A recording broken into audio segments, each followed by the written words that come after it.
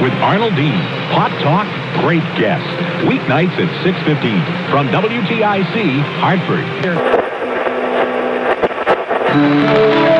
CDT Radio, Canada's public broadcast. Try Carter's Little Liver Pill. Good advice. Good mornings only on KCMO Kansas City.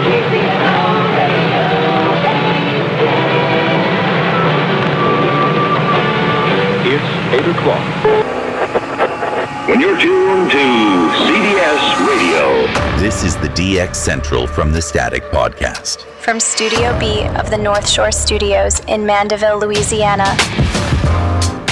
And welcome to episode 7 of the DX Central from the Static Podcast. Lloyd Van Horn here with you in Studio B, the North Shore Studios here in Mandeville, Louisiana. And we just wrapped up another episode of DX Central Live here for Season 6, and it was a doozy. A lot of stuff to bring to you today. We're excited to have you here listening on the podcast. We talked a lot about logging and logbooks, and specifically we talked about using Google Suite for that and how you can use a combination of Google Forms, Google Sheets, and Google Sites to build yourself a very nice online logbook that has a lot of deep analysis about your logbook and what you've heard and what maybe helping you identify what you haven't heard. And we'll be doing a deeper dive into that topic in a video series here on the YouTube channel soon. So make sure you subscribe over at youtube.com/@DXCentral and make sure you hit that bell icon. So when those videos come up, you'll be notified. You can check those out. In hour 2, we talked about choosing the right SDR for AMDX. There's quite a few different options out there. And one of the common questions we get a lot here at DX Central is, what's the best SDR for AM? Well, that's kind of a tricky thing to answer. So we tried to kind of dive into it just a bit. We also take a look at a brand new challenge for the week, the next 2 weeks, actually, the GRAYLINE challenge. DXing only there around your local sunset, local sunrise. So we talk a bit about that and some tips and tricks to help you kind of navigate the gray line and be able to maybe target some stations to maybe fill some of those gaps in your logbook. We have a ton of shout outs in this episode. We didn't get to all of them last week, so we had to kind of fit them all this week. So we definitely had a lot of shout outs to get in there and several live DX sessions as well. So a lot to get in here this week for this edition of DX Central Live and DX Central Relive here on the podcast. So sit back, relax, and enjoy. From the Gulf South to your corner of the world, this is DX Central Live. Now here's your host, Lloyd Van Horn. It's DX Central Live from Studio A here in the North Shore Studios in Mandeville, Louisiana. Happy Halloween, my friends. And I hope you all are scaring up some DX in the graveyard this week, because we're running out of time.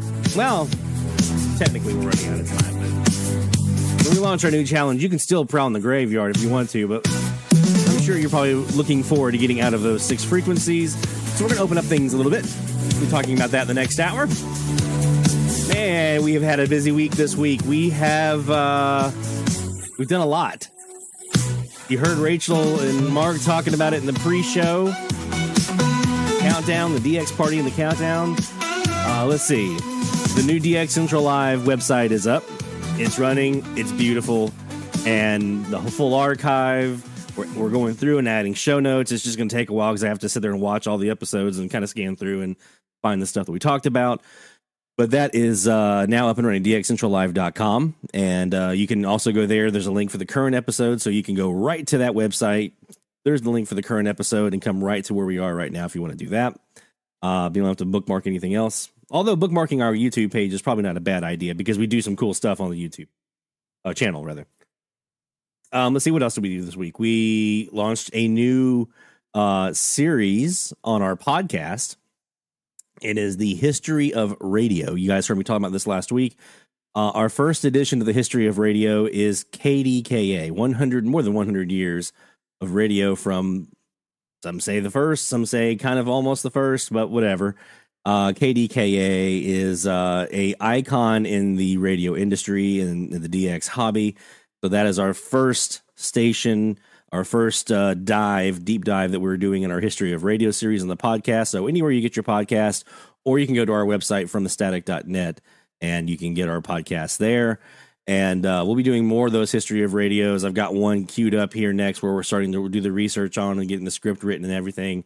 It's going to be pretty awesome, but we're going to be doing stuff on stations, people, just, DJs and engineers and different names and faces and whatnot in the industry. So things that a lot of us probably grew up on, technology from like radio brands, like history of certain types of manufacturers of radios and stuff. So we're going to really have some fun with that series. Of course, this episode of DX Central Live will also be up on the podcast later this weekend once we have the ability to download that and upload it to the podcast. Again, from thestatic.net, that is where you want to go for the podcast or wherever you get your podcast. You can also get it from another new thing that we did this week. We now have a Patreon. So we've had a lot of people asking over the years about having Patreon available so you guys were able to support the work that we're doing, which I waited until it was like the right time, right? We were going to do it originally, but I was like, let's get some stuff moving first. I want to get some stuff kind of worked out, and then we'll look at it. And so we've looked at it, and now we're at a place where we can do it and still offer some of the perks and extra little things. So things like exclusive patron live DX streams. We're adding now a Zoom element to that so we can actually interact together on these live streams for our patrons specifically, and all kinds of stuff. So just go to patreon.com/DX Central. All the details are there. I'll let you guys kind of sort that out how you want to go about it if you want to. But just know every dime that comes in from Patreon, from our YouTube ad revenue, our merchandise sales, anything that's coming in from the channel gets put back in the channel. And puts back into DX Central. So you guys, the support you've been able to do for 5 years plus has been amazing. I was blown away that within a day we already had 4 people at the high tier level on Patreon, our executive producers. You saw their names in the opening of the show. So thank you guys very, very much for your support, your continued support, and it means so much to me. And I promise you, all that money is getting put right back into the work that we're doing. We can keep bringing you more and more and more as we go along here. So, all right, we'll get to some more stuff we've been doing. We've got a whole agenda here that we're going to talk about. Our patrons know already because we shared that with our patrons earlier. Our producers and executive producers got to already get a sneak peek of our agenda here. But I'm going to do some live DX first. We're going to go ahead and wrap up this whole graveyard challenge thing. We're going to start off here on 1230 kilohertz, where we have our local station WBOK. Now, I've swung our two of our antennas to the northwest or whatever. The one that's the northwest southeast here at North Shore Studios, that is now pointing at 305 degrees northwest. So you'll see that on the Kiwi. It's also going to be on our air spy here in a few moments. Also, the shortwave central Kiwi is now pointing at 330 degrees. So like that northwest-ish. Which gets a really good coverage into that neck of the woods. And there's a reason why we're doing that, so we'll talk about that in a bit. But first, this live DX session is brought to you by the International Radio Club of America, IRCAonline.org. IRCAonline.org, that's where you want to go for more information about becoming a member of the IRCA. And we got to go up here and change, because we just changed this right before the show started.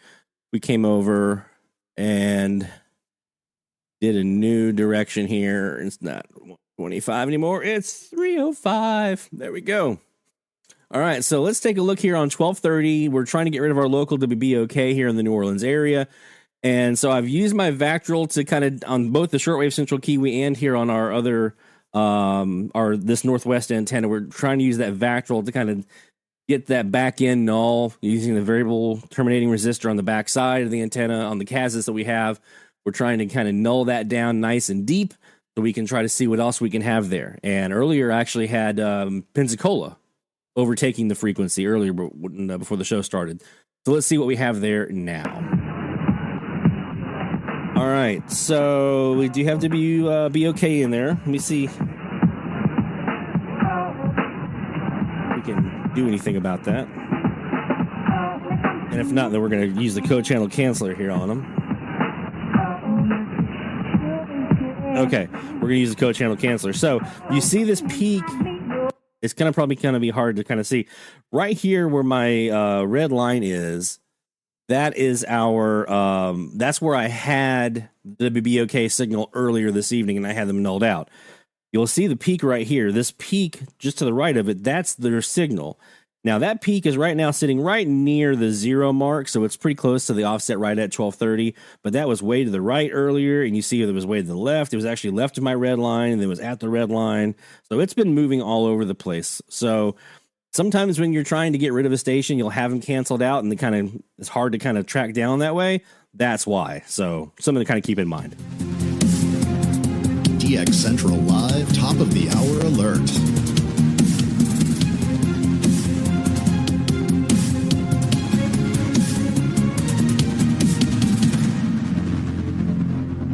It's top of the hour. That means we are looking for IDs, and it also means we are going silent here on the microphone. Let's see if we can get rid of BBOK and see what's underneath.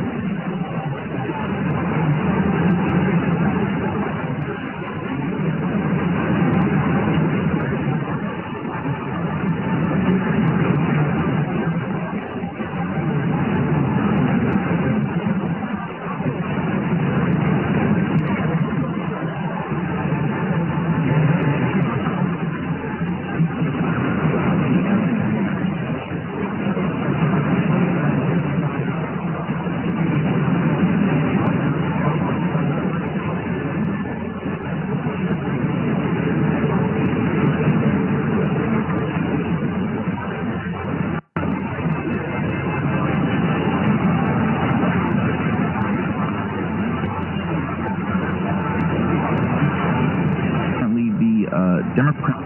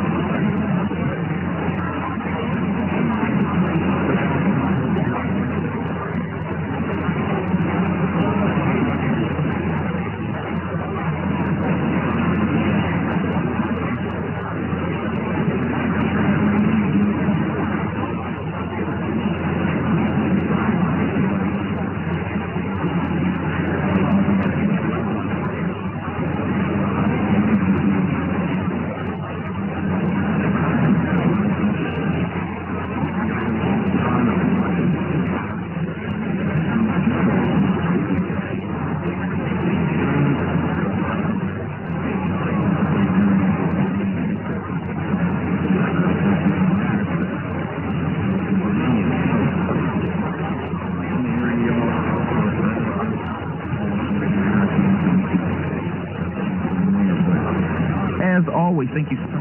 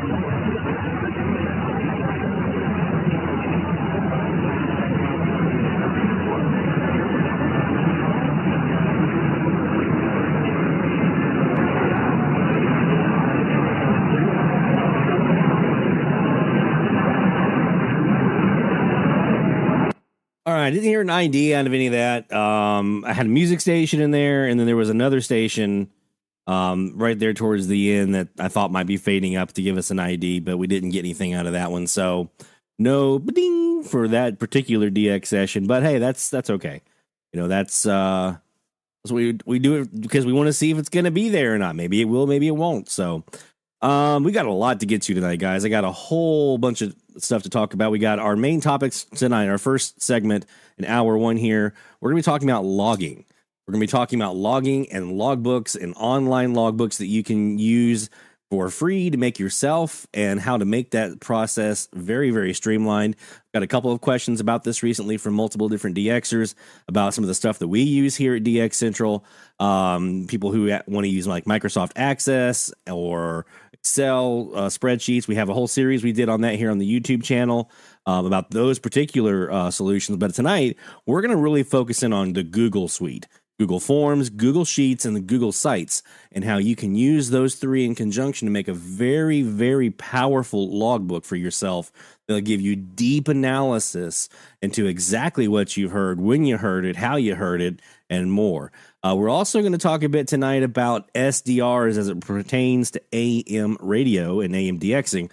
A lot of questions we get are, hey, what's the best AM DX SDR that I can get, right? And that's a loaded question because there's no single answer there. But we're going to kind of talk through some of the different options here tonight. I know a lot of you guys are already using SDRs or have one that you're already using, but just want to talk through some of the different options that are there on the market now and see what might be a good fit for you, budget-wise, feature-wise, and more, to be a good fit for your shack. So we talk about that. We've got a ton of shout outs to get to. I didn't get to all of them last week, so we've got a backlog this week, and that's totally cool. We're going to do all of them we had from last week, all the ones you guys are sending in now. So dxchallenges.com/shoutout. Get those in, and we'll be sure to read those out here on the air. We'll actually do that right after this break we're about to do here.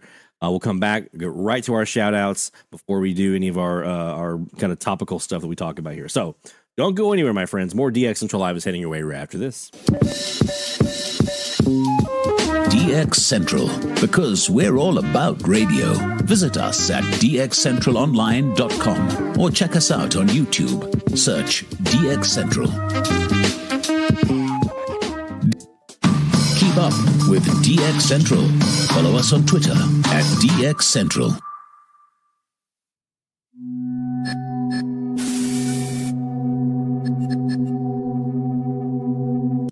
This man told me to tell you to watch DX Central Live with Lloyd Van Horn every Friday night. Can you help me out of this chair now?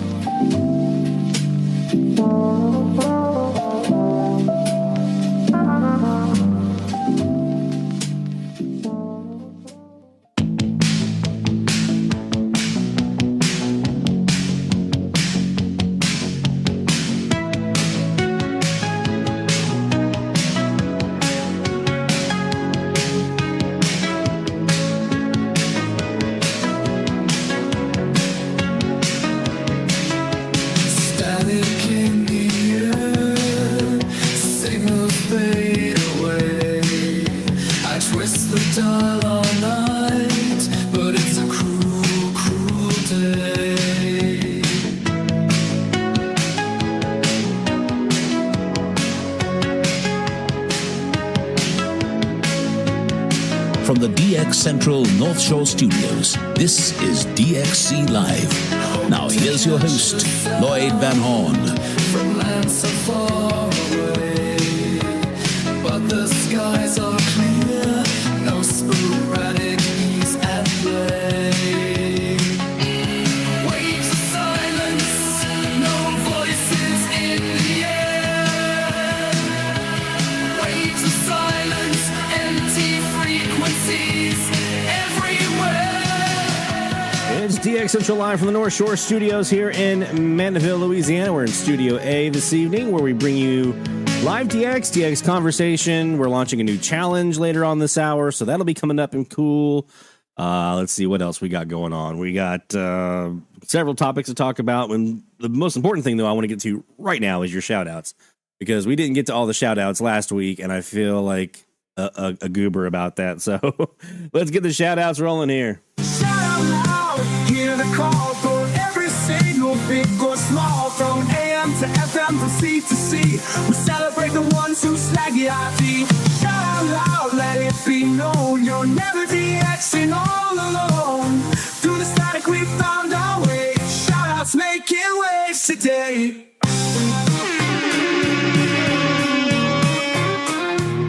All right. We've got a bunch of these. Like I said, we got all the ones that were left from last week. Got some new ones for this week. I still want you to continue to send yours in from this week. Don't shy away from that. dxchallenges.com/shoutout. If you have one from last week I didn't get to and you submit a new one, I'll just combine them. I'm just sorting by name here, and we're just going to combine them so we can get to everybody. In fact, let me go ahead and do another sort. There we go. All right. Let's start off with our friend Charles Williams over in California. There you go. California. I love that. Charles Williams has got 1660 KWOD, Kansas City, Kansas this morning. First station from Kansas. Made sure it wasn't transmitting from Missouri. So there you go, man. Kansas City. And we get you the fireworks, because that's a new state. Yeah!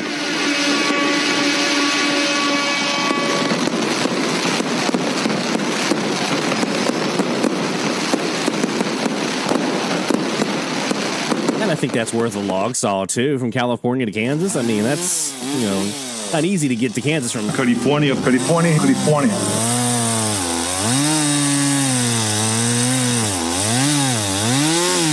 Oh Lord, he's found the sounds. When I was in radio, let me back up. When I first got into radio, the very in vogue thing to do for station imaging, for promos for the station, for your show, stuff like that, was Simpsons liners. Like you'd have little drops from the Simpsons. Where's my burrito? Power 90.5, right? Like stuff like that. So, I've never really gone that route here on the show, but I'm starting to kind of warm up to the idea of maybe let's go bring this back to the early 2000s version of radio. Good job, Charles. Always good to see a new state from you, my friend, and your logs in general. So we got two here from Chuck Ripple in Virginia. Chuck says heard CHLO and Radio Encyclopedia while rotating his Wellbrook loop from north to south. From north-south, heard a third station on 530, but not in English. Need to get a few more evenings with good conditions. Could be Radio Rebeldy. There's a Rebeldy there on 530 down in Cuba as well, Chuck. So you may check that out and see if that's who you also were hearing. And you can run that up against from your location in Virginia. You have your choice. You want to run it up against 1180, 670. Any of those would work. And if you can't pick those up for whatever reason, just come to our Kiwi SDRs. You'll find them there. They're going to be there, I promise. Also, Chuck says, okay, here we go. We discovered what was under Radio Encyclopedia on 530. It was CHLO, and which is a 250-watt Canadian out of Brampton. Was able to split the difference between the two with the Wellbrook G3300 DDC, Wellbrook 1530, and a TV rotor, and snagged the air check attached. So let's just take a listen to that, shall we? AM 530, CHLO AM, serving Brampton, Mississauga, Toronto, the GTA, and the world at am530.ca. The opinions expressed in the following program. That's an ID. That is quite the ID. Well done, man. So we'll get you those new logs here. So we got you got the encyclopedia, so we're going to do the new Latin American.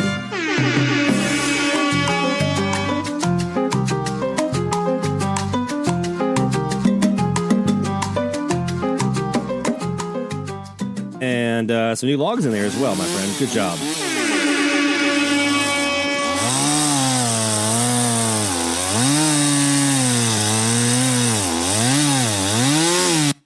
All right, well done, man. Well done, Chuck Ripple in Virginia. Next up, we got Dan Massey. Dan in Texas says, very happy with 2 new logs from Jalisco this week, bringing our total to 4, 1030 XEROPJ. in Lagos de Morena. It's about 630 miles. And 1230 XEDKN Radio Formula in Guadalajara, 704 miles. So a graveyarder making its way in there for our friend Dan in Texas. Well done, my friend. So we'll get you that Latin American station in there as well, because...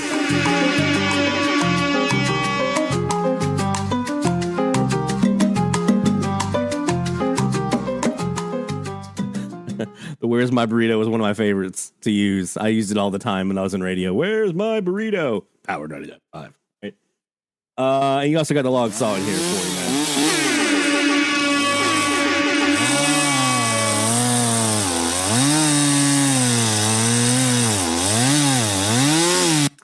There you go.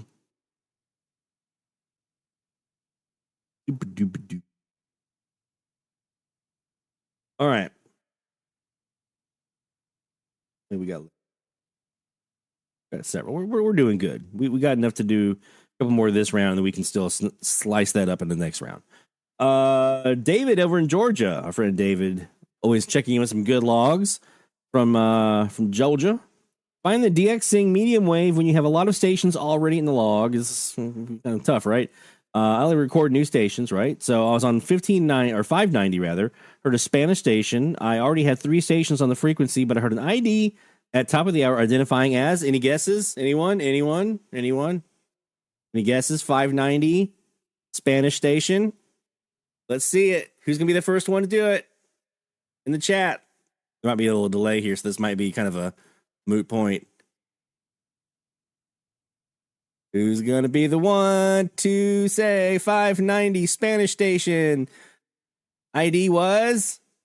You got the ID from him, too. You got the actual top of the hour ID.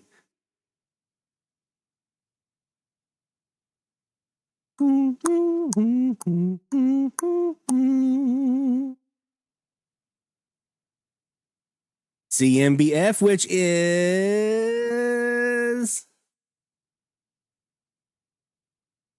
You guys are right there. I'm gonna give it to Rick because he was the first one. But what's the network? Pop quiz time from DX Central here. Someone says there are semi-auroral conditions going on. Of course, I flipped my antennas to the north and the northwest.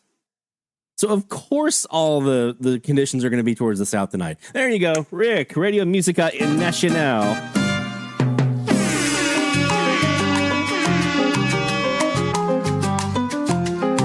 Well done, David. He goes on here. He says, DXing is a lot like fishing. You have to wait. Sometimes you may have to wait a long time to catch a fish or a new station, but persistence pays off. Yes, it does. It was a great day for Tropo openings on FM on October 23rd. While waiting in the parking lot for my daughter, I heard WUBB in Bluffton, Georgia. Bluffton. I ordered new glasses this week, so hopefully this will be one of the last weeks that I have like horrible eyesight. On 106.9, I then went to 95.3 and logged WVKV from Valdosta, Georgia, and then WPRW on 107.9 from Martinez, Georgia. While I didn't set any distance records, these are all the all-time news stations on those frequencies for me. I believe now I only have 2 FM frequencies left to log before I will have at least one station on every FM channel. Persistence pays, my man. You are not lying. That is what I'm talking about.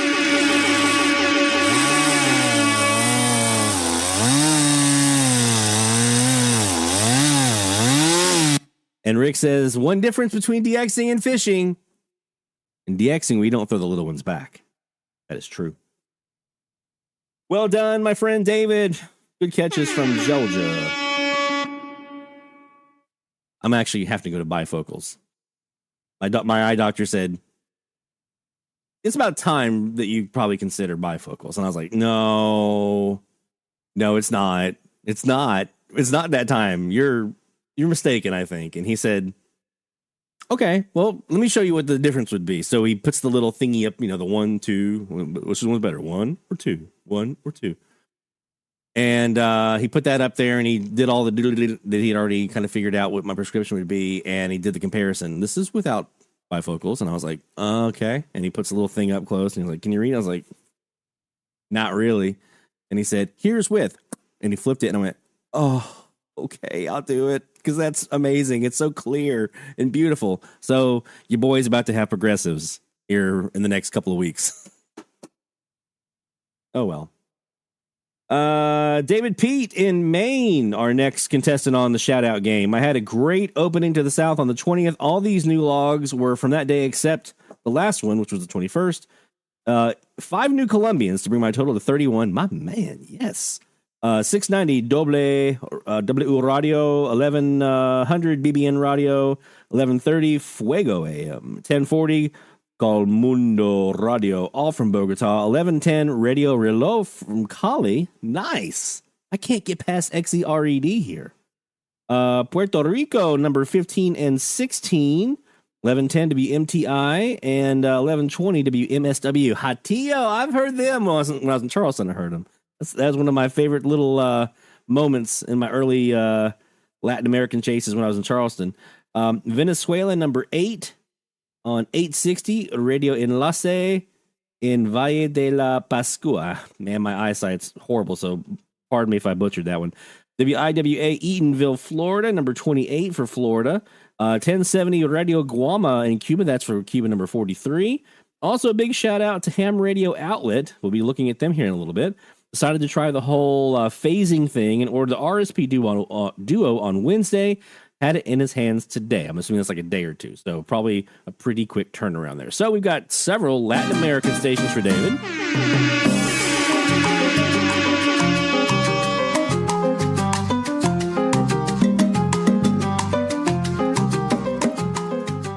And we're also going to get you those log saws for you, man.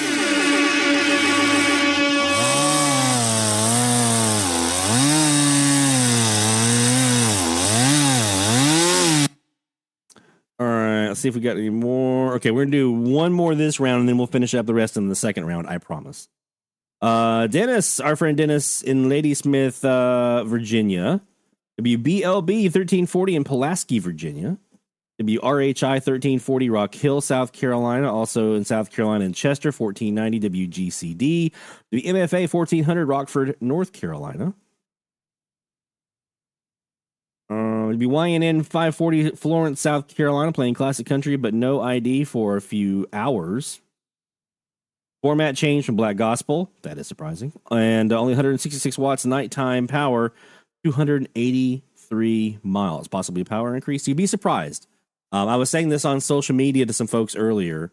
There was somebody who was hearing a station, I think it was on 530 or 550, that they were like, there's no way I can be hearing this one at like 500 watts. And I was like, well, here you go. This was an air check that I had of WAUK up in Wisconsin on 540 with like 400 watts, and they were booming in. And they only do like 400 watts daytime, 400 watts nighttime. So it's not like they were on day power. They were just on their power. And they were booming in. And that's those low frequencies like that. You'd be surprised how well they get out with very little wattage. They really do. So not necessarily a different power than they should have been. They're on those. But let's see. 1, 2, 3, 4, 5 new ones for our friend Dennis.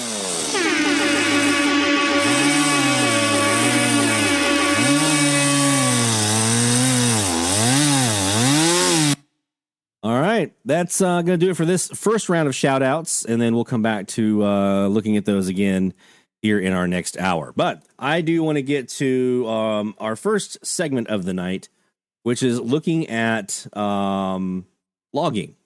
So I've had a couple of different DXers come to me and ask some questions about logging. We did a series here on the YouTube channel about logbooks a while back, and we were looking at oops, not that one. That one. We were looking at Microsoft Access database and Excel spreadsheets and how you could use those to in conjunction with one another so that you enter your data through a very quick form on Microsoft Access database, and you can export that to a spreadsheet, and then you can do all the pivot tables and formulas and everything else you want to do your data analysis. So I did that for a little while, and then I tried out Google Suite. Google Sheets, Google Form, and Google Sites. So a lot of you guys may remember early on with our medium wave frequency challenge, we're using Google Forms. And so that's where I kind of got started with that and kind of looking at those. So a couple of years ago, I started trying out my logbook this way, and I have not looked back. It has been amazing. So I want to give you guys just a very quick primer on what you can do here with these 3 Google products. Okay. Google Forms, Google Sheets, and Google Sites. First, let's look at Google Forms. So you just go to Google Forms. So it's, just search Google Forms. You have to have a Google account, obviously, email account, which I do. And we're going to now go up here and go to blank form. And so we're going to title this. What do we want to title it? We want to call it AM Logbook. Okay. We're just going to call it AM Logbook. You can I have different ones for different locations, different things like that. You can put a description in if you want to. You can really fine tune this. We won't do the advanced features on how to change design and stuff like that. We'll probably save that for a video. But for today, we're just going to give you the basics here. So what you're doing is with this form, you're building your entry, all the stuff you would normally enter into your logbook. So for instance, let's say I want to start with frequency.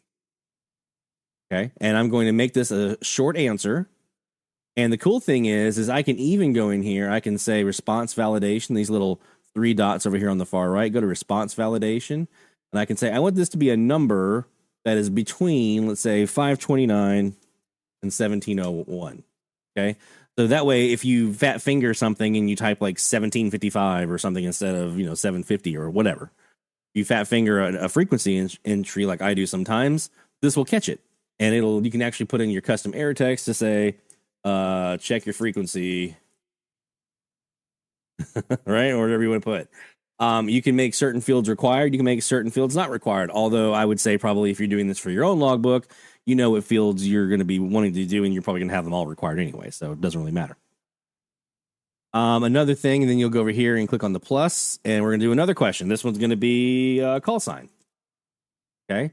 And it's going to usually try to pick what it thinks is like the appropriate type of response you would give. In this case, a short answer. That's valid. Yep, that's what I'm looking for. And so with this one, you would type in either the call sign, or you would maybe type in the station name if it was like Radio Rebellion or something like that. So you might call this station received or something along those lines. But you're going to probably choose short answer for this one. Maybe you want to do city.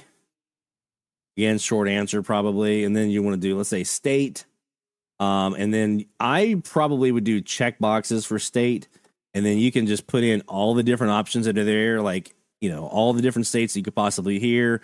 I usually also will put an option in there for DX if it's something that's non-US, non-Canadian.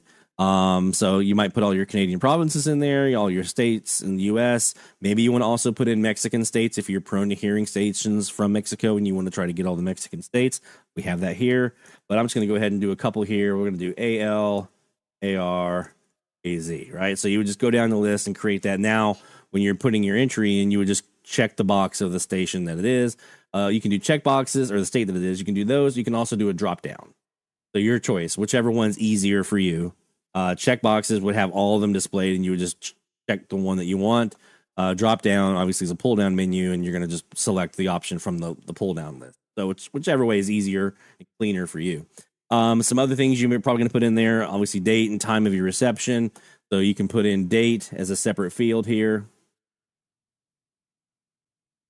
Okay, month, day, year. And there is an option here that says include time. I would not. Just my personal, because I want time to be separate. So this would be date, reception. And if you're one of those folks that logs in UTC, you may want to notate that. It's UTC date. And then time. Again, if you're a UTC person, you want to do UTC time there.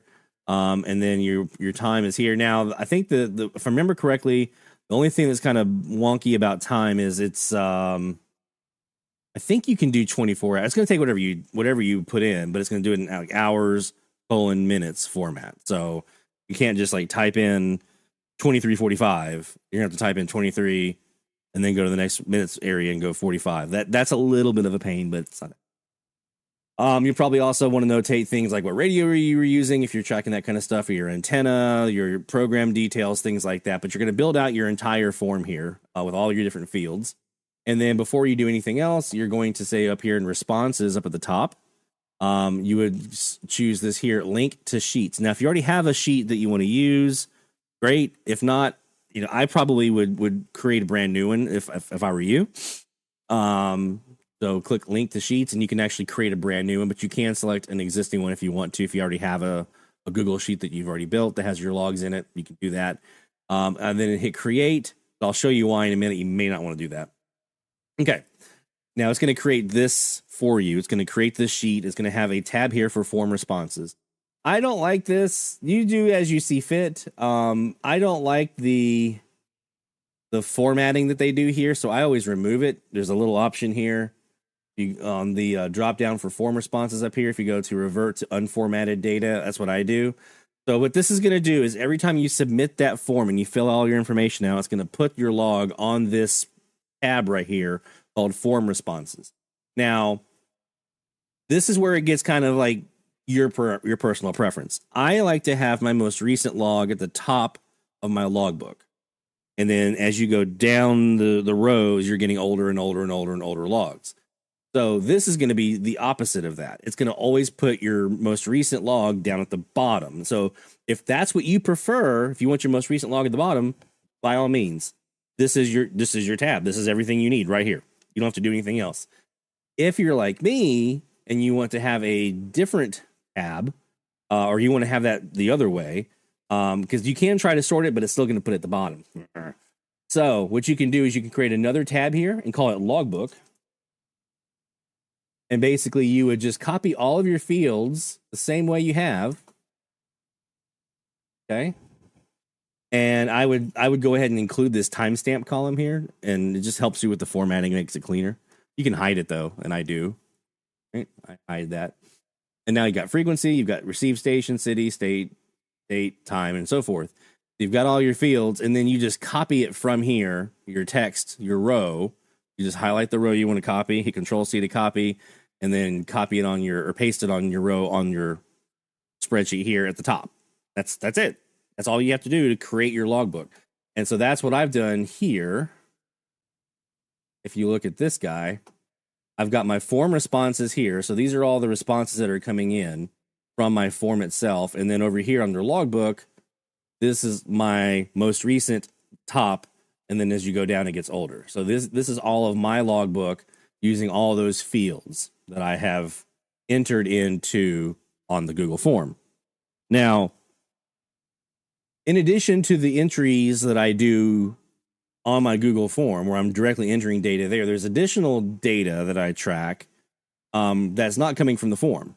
So for instance, maybe how many miles it is. Maybe I have that on the form. Maybe I don't. I do on my FM. I don't on the AM for some. The serial number. So this is telling me what number. This always keeps that serial number going, so I know what number it is. This is a formula that basically adds one to the row below it. So I don't enter that on my form. I used to, and I found it was very, very, very clunky, especially when I have to do cleanup later on. It became very clunky. So I just use this as a formula. And then there's also things like, was this during a GRAYLINE period? Because I have a special tracking that I do for that. What calendar year was it, and so forth. So some of this data is actually being produced by formulas, especially if you look at my FM logbook. That is very, very, very much what is my FM logbook. A lot of my FM stuff I get when I put a new log in my FM logbook. I've got all of, I want to say from here over, this is all formula. From row X to row AE is all formulas, pulling stuff in. So you'll want to build this out, and depending on how tech savvy you are with spreadsheets and the Google Sheets and stuff like that, you may want to do like I've done. You may want to have different color formatting for your different fields. I put in here as well, I have a column here for my YouTube URL. So when I upload my air checks, I have the link right here, so I can, from my logbook, I can access my air check of a station if I want to do that. If I've uploaded that to YouTube, it's behind, as you can see. So anything you want to track, whatever it is you want to track. And then the next thing you want to do is depending on how deep you want to go down this rabbit hole, is you may want to start building pivot tables. Now, I go into detail about pivot tables on our logbook video that we already have on the channel. I'm going to be doing a new series specifically to Google Sheets.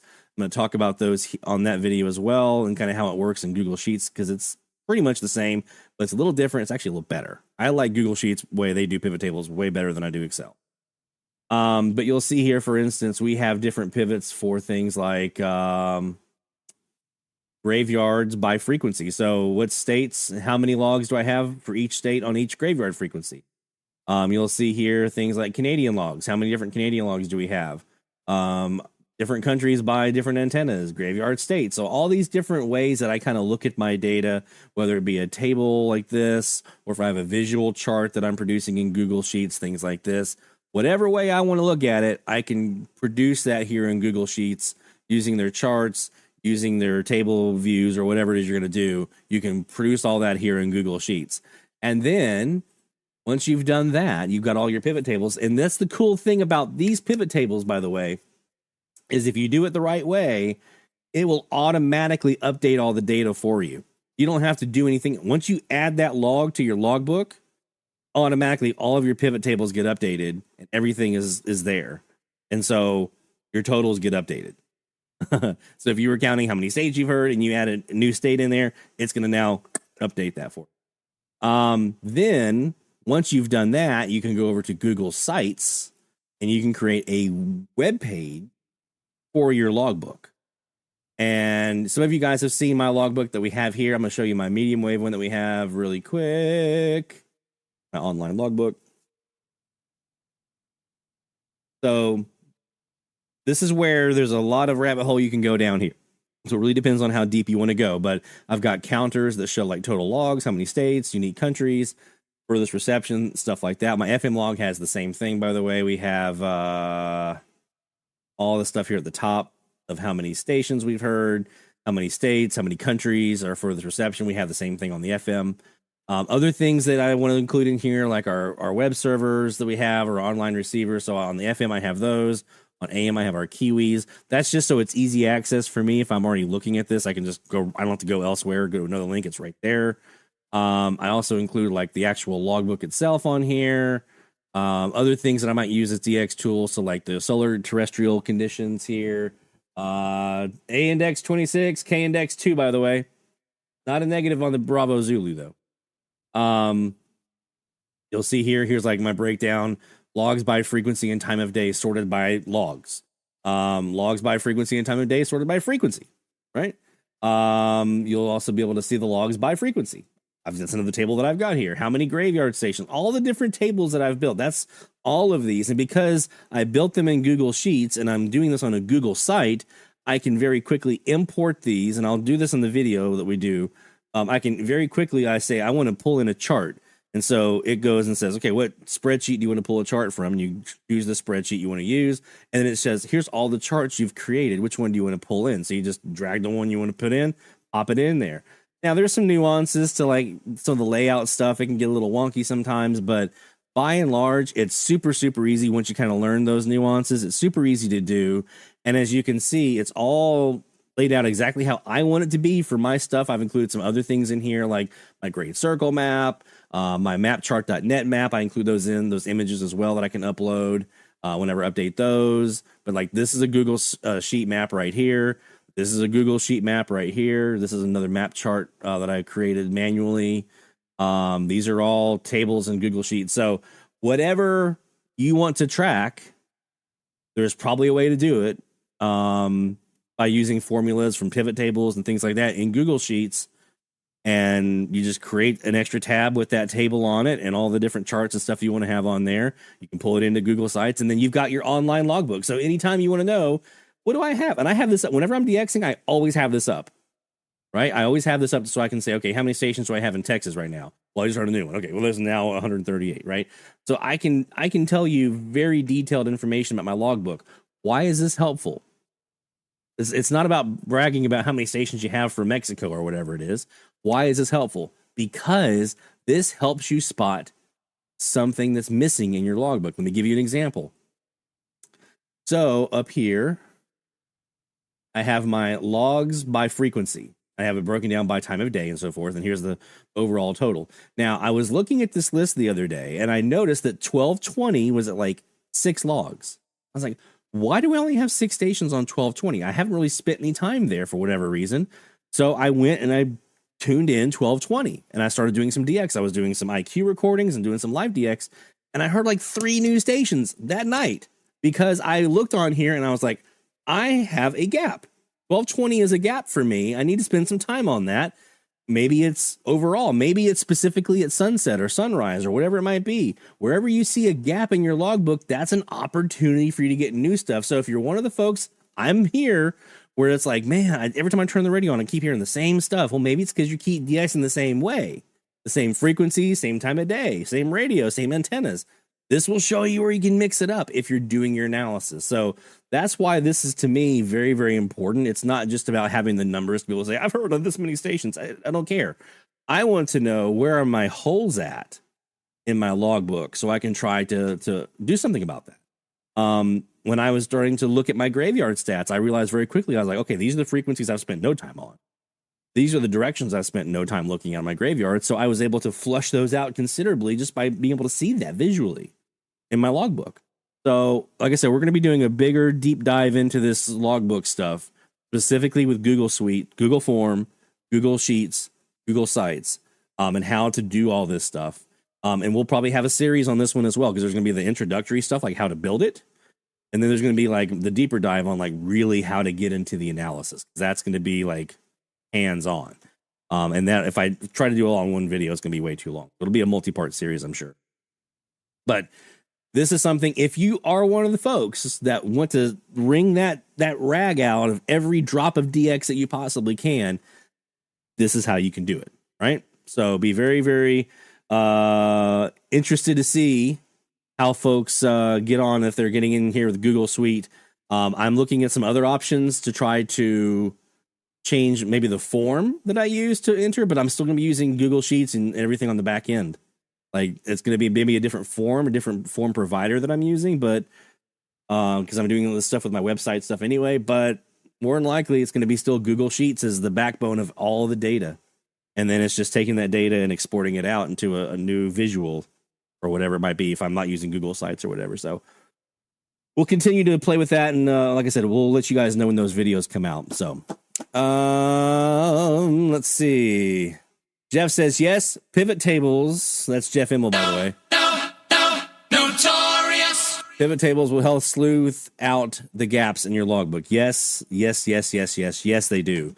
I have had so many times over the years where I've found, just by looking at my different tables, I found a gap that there's 100 and something odd frequencies here, right? On the AM band or on FM, you have over 100. And you just like, have I not really DX'd this? How have I not done this? I found, I did an analysis in my logbook. I had a list of all the 50 kilowatt nighttime stations that I got from Mesa Mike's website. I imported that into my logbook. I did a formula so I can say, okay, how many of these do I have in my logbook? And I found there were a bunch that I was missing. Some that I was like, how am I missing WHKW in Cleveland? Well, guess what? One of the 1220 stations was that I was able to snag. Right? So sometimes it's just like, I thought I had that one, but I guess I didn't. I thought I had that one in my logbook already. I don't know how I missed it, but there it is. And if you're doing this analysis, you can spot that stuff really nice and easy. All right, before we do, we're about to get to our announcement. So like I said, we'll be doing the video series on this coming up here pretty soon. Before we get to our announcement of our next live.com. Before we get to our next medium wave frequency challenge, I want to show you guys. Oh, I did it wrong. I typed in the wrong thing. Live. Here's our new website for DX Central Live. All right, so go check this out. This is our new website here. DXCentralLive.com. Why am I showing this to you? There's a couple things I want to make sure you guys know about. This is a great way you can always get right here where it says current episode. I'm always going to have the next episode or the one that we're like in line for linked right there. So after tonight, that's going to change. It'll be linked to episode 5. And then if you go down here, you'll see all the different seasons. So we've got all the seasons in here. Here's like season 5, for instance, and we've got all of the episodes linked. And you'll notice here I'm going through and I'm adding show notes as we go. Now I'm about episode 18 is where I left off. So I've got those left to do. But I'll be putting in notes about what we talked about, especially from some of those seasons where we started getting topical about like DX tips and stuff. So you'll be able to search on these and find, hey, where did we talk about, common mode chokes is the one I always think of off the top of my head because we did that last year, right? Or we talked about the mini whip. You can just do a Control F and find it. Now, later on, another project, once I get all this show notes stuff done, a later project will be doing an indexing of all the show notes. You can get to it a lot easier. But for now, you'll just be able to Control F it. So, and that is through season 6 even has show notes. All right. So we haven't put the ones for tonight up yet, but you can see even season 6 has show notes already. So dxcentrallive.com, the full archive of all 6 seasons. There you go. Speaking of that, it was actually me going through and watching all these old seasons that was the impetus behind our Patreon stuff. So I was looking at the season 1 stuff when we were just very raw, right? There wasn't anything topical. We were just doing just DX. And I saw there was some FM stuff that I was doing, and I was like, man, I really want to do that, but I've always been scared because I got it one time. I got a copyright strike doing FM live streaming. And I was like, I can't sacrifice our overall YouTube channel we worked so hard to build to do an FMDX live stream. Well, guess what? Now we're going to do it, but we're going to do it on our super secret patron only YouTube channel. So if you want to be involved in some of these super secret live DX sessions that we do, including some FMDX sessions, go to patreon.com/DXCentral, sign up. It doesn't matter what level you're at. You'll be able to have access to the super secret patron only video channel, YouTube channel, that will have the live streams and some other patron only videos that we'll learn to do, like more advanced masterclass type stuff. So patreon.com/DXCentral, head on over, and that way you can be part of the fun. Like, shh, don't tell anybody we're doing an FMDX stream. Speaking of fun stuff here, like streams and FM and fun times to do some DX, I think it's time we do a new medium wave frequency challenge.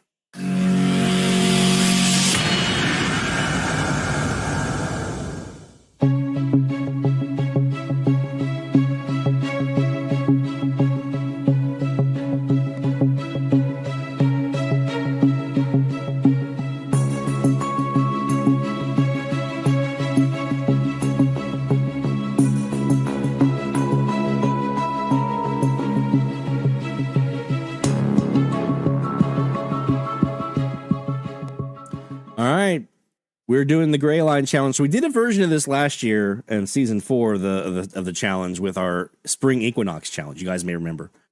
But this one we're doing a little bit different. This is GRAYLINE only, so sunrise and sunset. Last year we did it around like an hour before, hour after.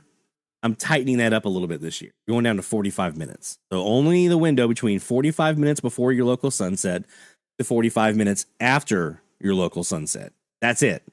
I'm gonna, if that still feels too wide, next time we do it, we're gonna shrink it down to 30 minutes.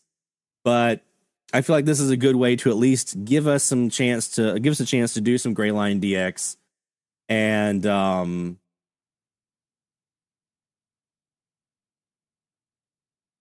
some GRAYLINE DX, but not have it so it's like so broad that we're getting more Skywave, especially this time of the year. I don't want to be getting a ton of Skywave in here. I want to really be focusing on that GRAYLINE stuff when you're getting that GRAYLINE enhancement. So we're going to narrow it down 45 minutes before your local sunset, 45 minutes after, and same thing with sunrise, 45 before your sunrise, 45 after your sunrise. So the GRAYLINE challenge starts tonight here at the top of the hour. I got to update the website here in a bit to make that form active. So give me a few seconds and that'll be ready. So go to dxchallenges.com. and then click on the challenges option. It'll navigate you through as usual. If you haven't yet registered to do that challenge stuff, you're going to want to make sure that you do. So go to, again, dxchallenges.com / actually, no slash, just dxchallenges.com, and then register. We did have a couple of little snafus with the website last night. But that's been cleared out. And that was just, there was a bot attack. And I actually found some stuff, some comments that had been siphoned over and quarantined in Russian and stuff. So, hey guys, hey, if you're watching, if the Russian hackers over there watching, no, we're still there. So yeah, dxchallenges.com, and then we'll get your form up here in a bit, and you can submit your logs for the GRAYLINE challenge. And this is a good time to do it because we're about to go to daylight savings on the Sunday. So you have a day or so in here to get in some good stuff. And then once we do change over to standard time, November is one of those months where we're getting darker and darker and darker earlier and earlier as we go later in the month. So since the sunset sunrise times are based on the 15th of the month, those first 2 weeks, you're going to have a little bit more of this like darkness path where they're in darkness already and different things like that. So you're going to have some really unique conditions over the next couple of weeks that you don't really see any other time of the year. So looking forward to the GRAYLINE challenge. Let us do DX. We're going to go over here to the shortwave central Kiwi, which is now facing at 330 degrees. And we're going to see what we can find. Taking your requests. What frequency you want us to do? An hour and a half total. Yep, you got it, Rick. Does it have to be in the GRAYLINE? No. Just needs to be in that time frame. I mean, ideally, that's what I'm hoping you're going to get, is some stuff that's being enhanced by the GRAYLINE, but it's just during the time frame. It doesn't have to be, you don't have to be in the GRAYLINE. They don't have to be in the GRAYLINE, but you're DXing during that time. So you're going to be in some mostly GRAYLINE during that time anyway, your local condition, your local location. But as long as it's during that 45-minute buffer either side of your local sunset sunrise, whatever you get. Right? So there will be some skywave stuff in there. You're going to have some 50 kilowatters making their way in. That's fine. We know that's going to happen. But really the focus here is to get you DXing during that time to hopefully give you some stuff you don't normally see. That's really the goal here, what we're trying to do. So if you get some stuff you already get, great. But I'm really hoping you're going to get some stuff you don't normally see because maybe you hadn't spent some time on those frequencies.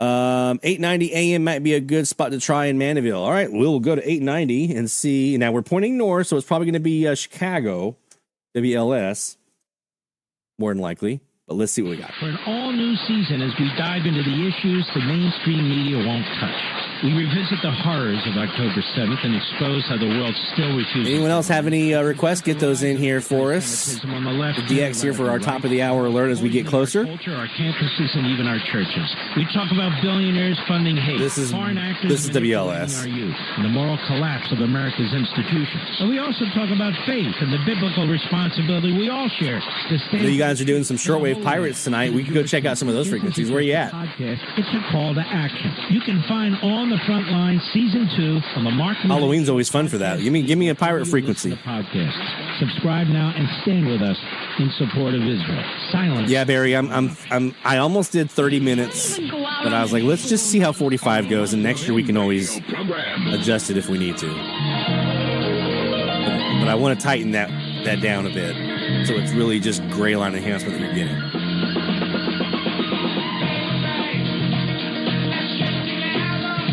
XFM's on 6850. Let's see. Yeah, that.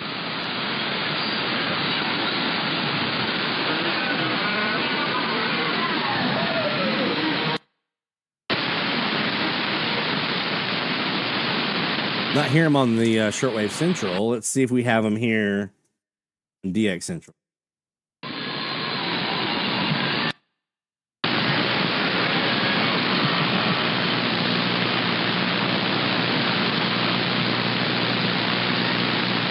$6955 is another one. Let's see, we have him on the mini whip. That's noisy as all get out, huh?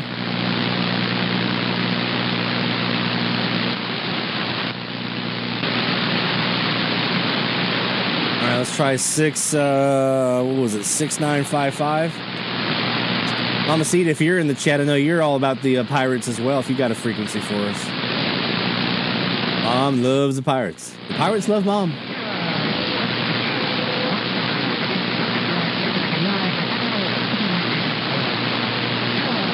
Wolverine on 6970. Are they in a sideband, by the way?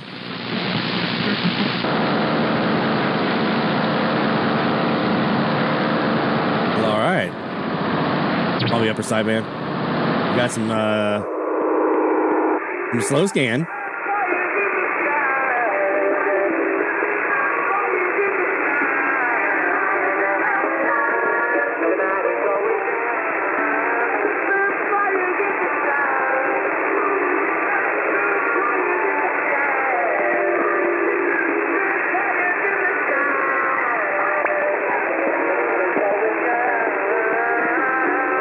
We're going to look at the sunset sunrise times. I'm going to show you guys a website you can use to kind of do some research on that.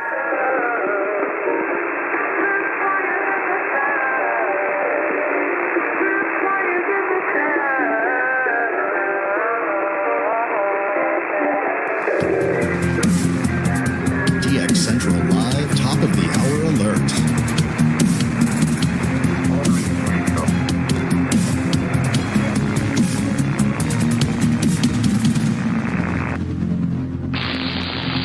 Barry's got a pirate on 1709.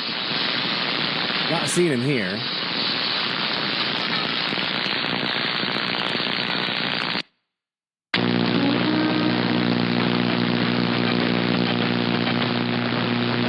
And not seeing him on the northwest. Let's see if they're on the mini whip. Well, there's a carrier. I don't know how real that is. Probably just noise. On the West Super Loop. Nothing there. Let's go to 1709 here on the Shortwave Central Kiwi. Do we have anything down here? Nope.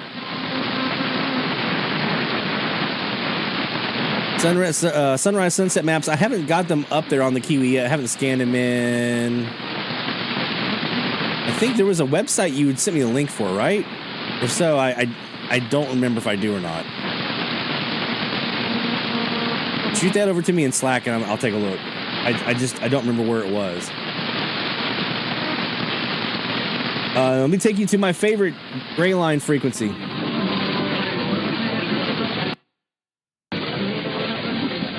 Mic off.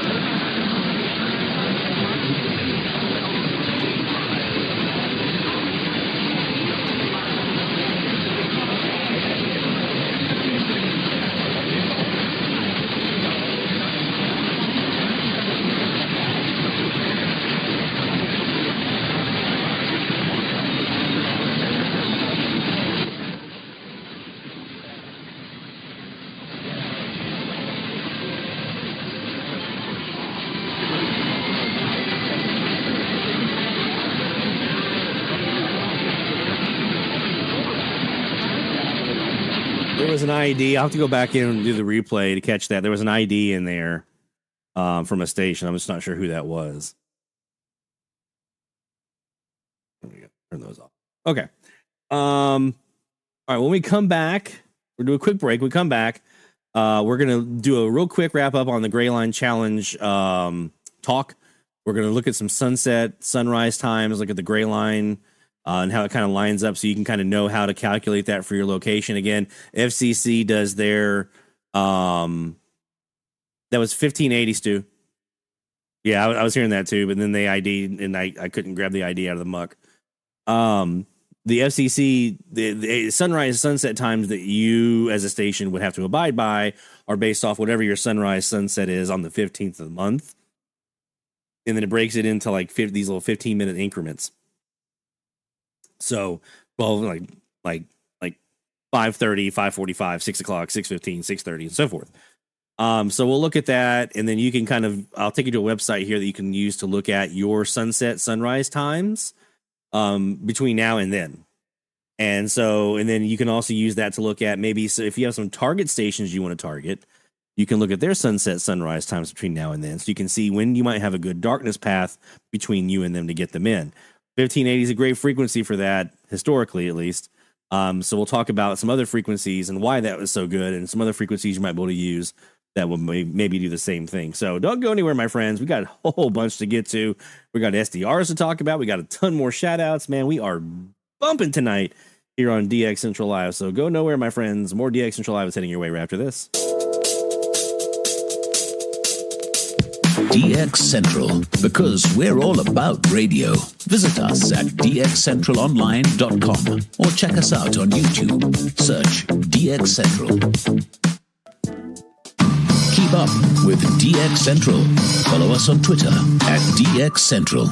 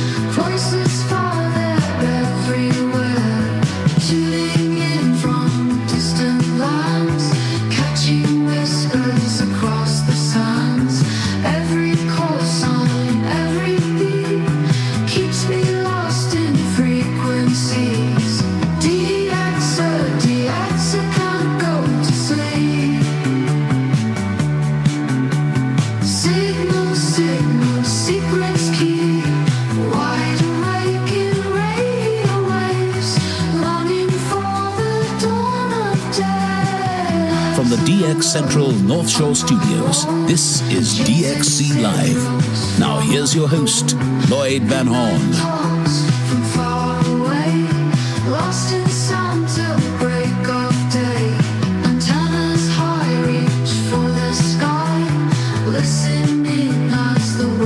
It's DX Central Live from the North Shore Studios here in beautiful Mandeville, Louisiana. Dear Stephanie, thank you for being here as always, my friend. Saw Mexico Mike J showed up. Saw a little dream pop might tickle your fancy. I know you like it.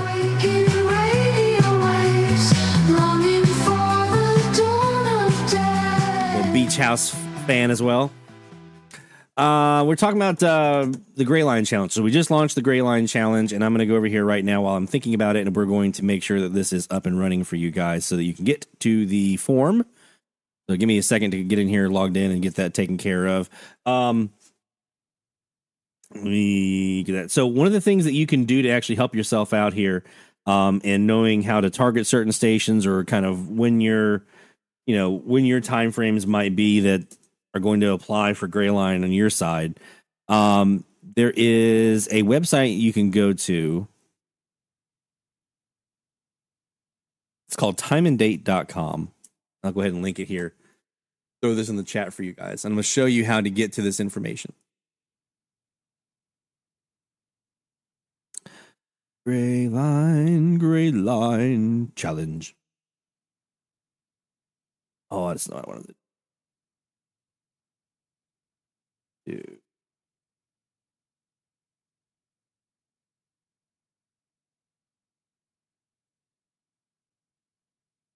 Sorry, guys.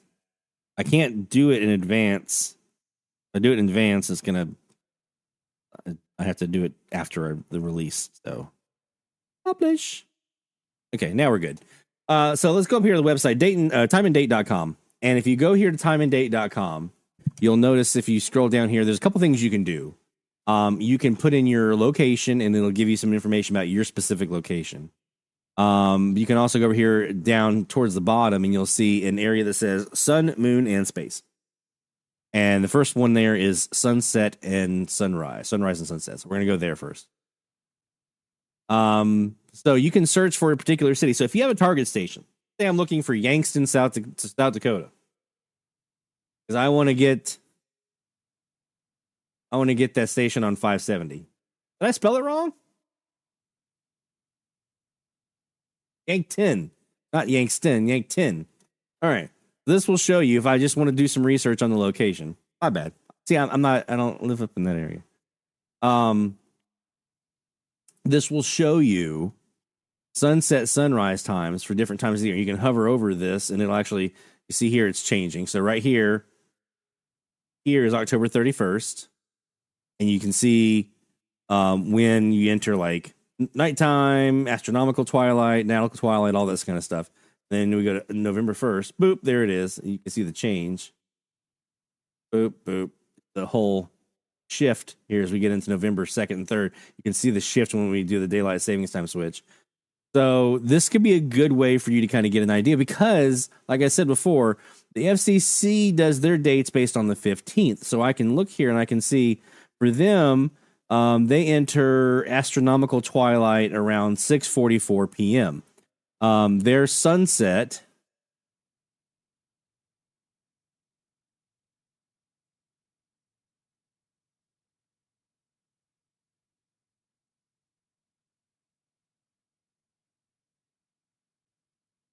you look here, it's October, let's go to November. Scroll down towards the bottom, you'll see the whole chart here.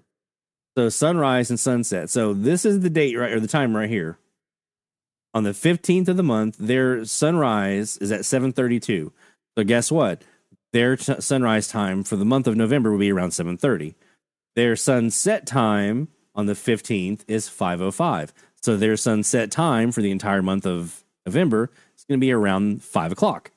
So as I'm over here, their sunset is actually happening at 5:20. But let's say it's 5 o'clock. Now I'm in Central Time just like they are. So if they're supposed to power down at 5 o'clock, that means at 5:20, they've already powered down. They've already switched their power.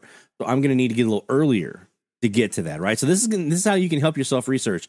This also comes in handy when we do the reverse and we're going the other way and you're adding daylight. This can be really handy for that time of the year as well. So you're going to have, as we look at this the way the gray line kind of looks, and if we look at it on the gray line map that Jacob sent over, these straight lines that go this way, kind of from the right-hand side of the top right-hand corner towards your west, those long straight lines, those are sunset. The hash lines are sunrise. Now, these maps come from the IRCA and the NRC, so you can go to like IRCA online to their publications area, and you can order these maps. So you have them, and you can kind of notate them for your own location. So, as an example here, for the month of November, this tells me where the sunset and sunrise. Now, let's look at this sunset. So this is a 00.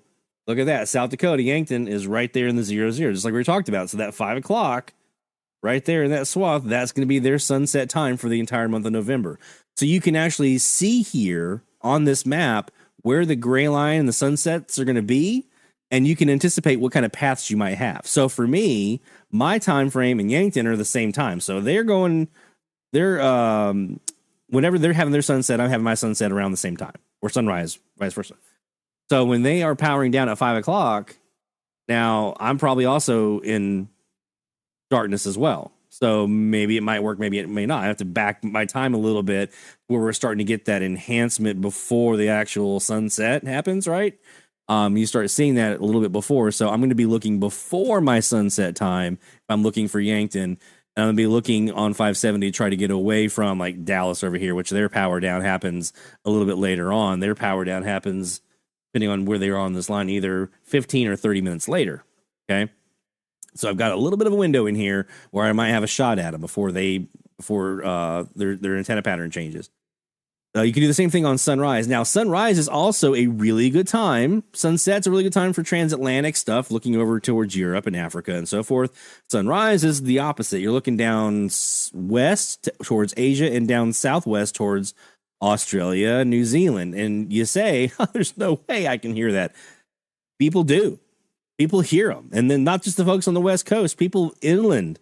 And, you know, now with the technology and the SDR technology that we have to be able to do these recordings and stuff, it's happening more frequently than it did 30 years ago. So we have people who are hearing like Marshall Islands or Kiribati and down into Australia and stuff like that. So those mornings, sunrises, those are good times to try to take a look and see, because you've got that little bitty window where you've got that gray line enhancement. Once the sun comes up down there, it's over. Once the sun rises, it's over. But you've got this little bitty window. Well, I'm sorry. Once they're in daylight and you're in daylight, you got this little bitty window where you guys kind of share the gray line, where you can get those stations down in the South Pacific or out in Asia. So sunrise is really good looking to your west. Sunset's really good looking to your east. Domestically, you're going to get a full swath of it domestically. This is where I used to sit on. This is a tactic that my dad taught me many years ago. I would sit on 1580. And I would just park it at sunset, like an hour before my local sunset, 30 minutes before my sunset. And I would stay there for like an hour, 2 hours, sometimes after my local sunset. And as the gray line went across, you would have the stations that would fade up because you're getting that enhancement from the gray line, and then they're gone. And then the next one, they're fading up, and then they're gone. Back in the day, you would get sign-offs. Back when I first started this, you would get sign-offs at those times when they're kind of coming up, because they're in the gray line now. It's their sunset, so they're signing off. So you get these sign-offs with full IDs and everything. Now you just get those fade-ups. You hope you get an ID out of them. But frequencies like 1580, where you have a lot of these regional kind of lower-powered stations that can kind of fade up along the gray line, that's a great frequency. Any of these 1570 is the other one that we used to do. 1570, 1580 were the two main ones. Any of these frequencies where you can do it on clear channel frequencies as well, because you might have some of these lower powered stations that can kind of fade up, but usually your Skywave big 50 kilowatters are kind of booming in and owning those frequencies, kind of bullying those other ones out a little bit.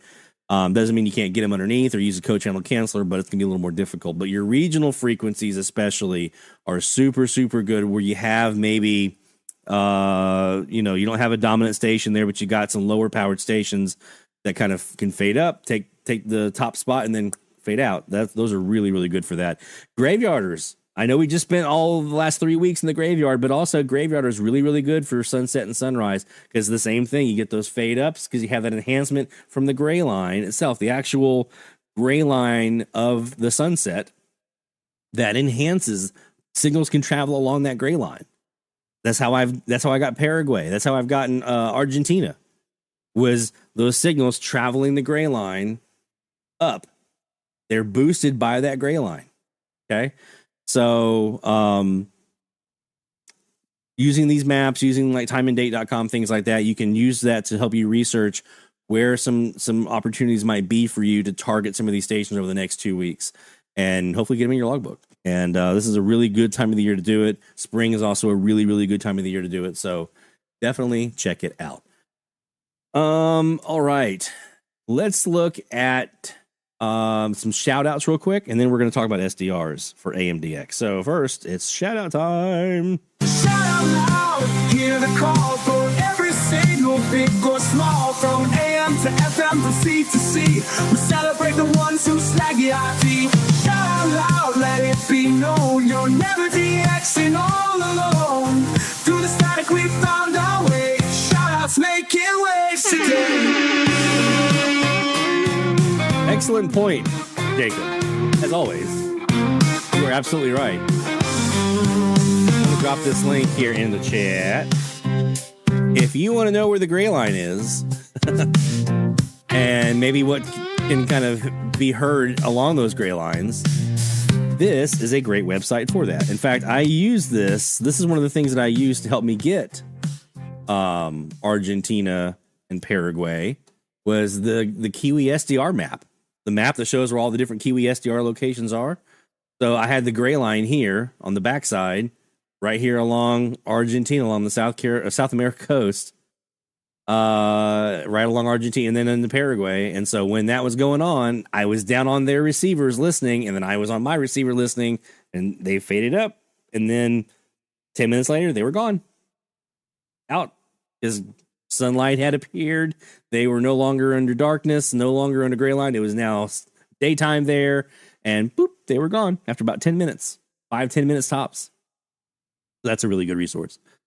Let's do the shout outs though, real quick. All right, we left off with our friend Guy Atkins. Guy says, My Something Else is a fun foreign language version of the Beatles' All My Lovin'. Hey, I'm gonna see it if you're still if you're there in the chat. What did we do Wednesday night? We went and saw Paul McCartney down in the Blender down in the city, the Smoothie King Center. My second time getting to see Sir Paul. Amazing show. A presumed Marshallese version of All My Lovin' by the Beatles. Probably been recorded in every single language on the planet. On 1098 kilohertz Marshall Island. See, I was just talking about it. Just talking about those guys. Guess what? When that was probably heard from Washington, guys in Washington, Sunrise. Recorded this from nearby GRAYLINE Beach State Park in Washington using a Perseus and a Aziloop antenna on October 17th. The Marshall Islands is a fairly regular visitor in this part of the United States, and I enjoy their native music. However, this is the first time I've heard a presumed local cover of a Beatles tune from the Marshalls. Well, let's take a gander.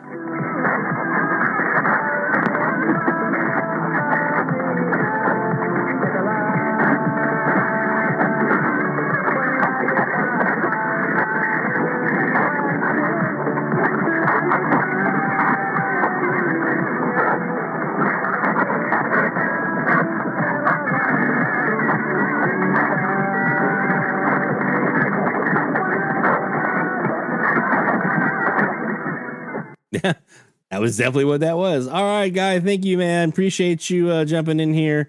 I know that wasn't a new log for you, so we'll give you the Horn of Victory for bringing that one into the show this week. John Johnson in Arizona. The Graveyard Challenge is always a challenge for me. With locals on 1230, 1340, and 1400. On 1240, I have a station 60 miles away. 1450 and 1490, I have stations within 100 miles that battle each other. However, did manage to hear 35 stations for the challenge. Plus, I logged a new station, KWXY, 1340 in Cathedral City. California. For our 192nd logging from California. This brings my Mesa loggings to 919. Well done, man. Well done.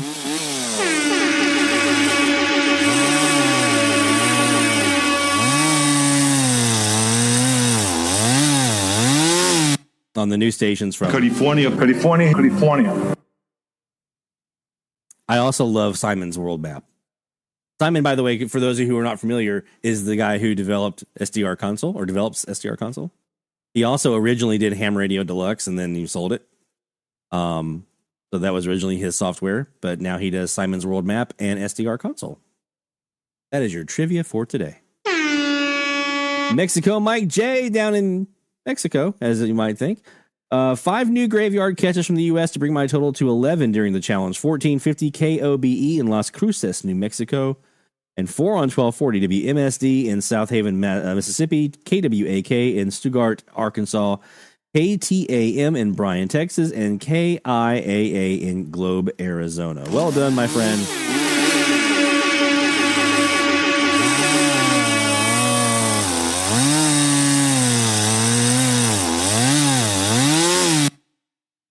Outstanding as always to see the stuff you're getting from down there, man.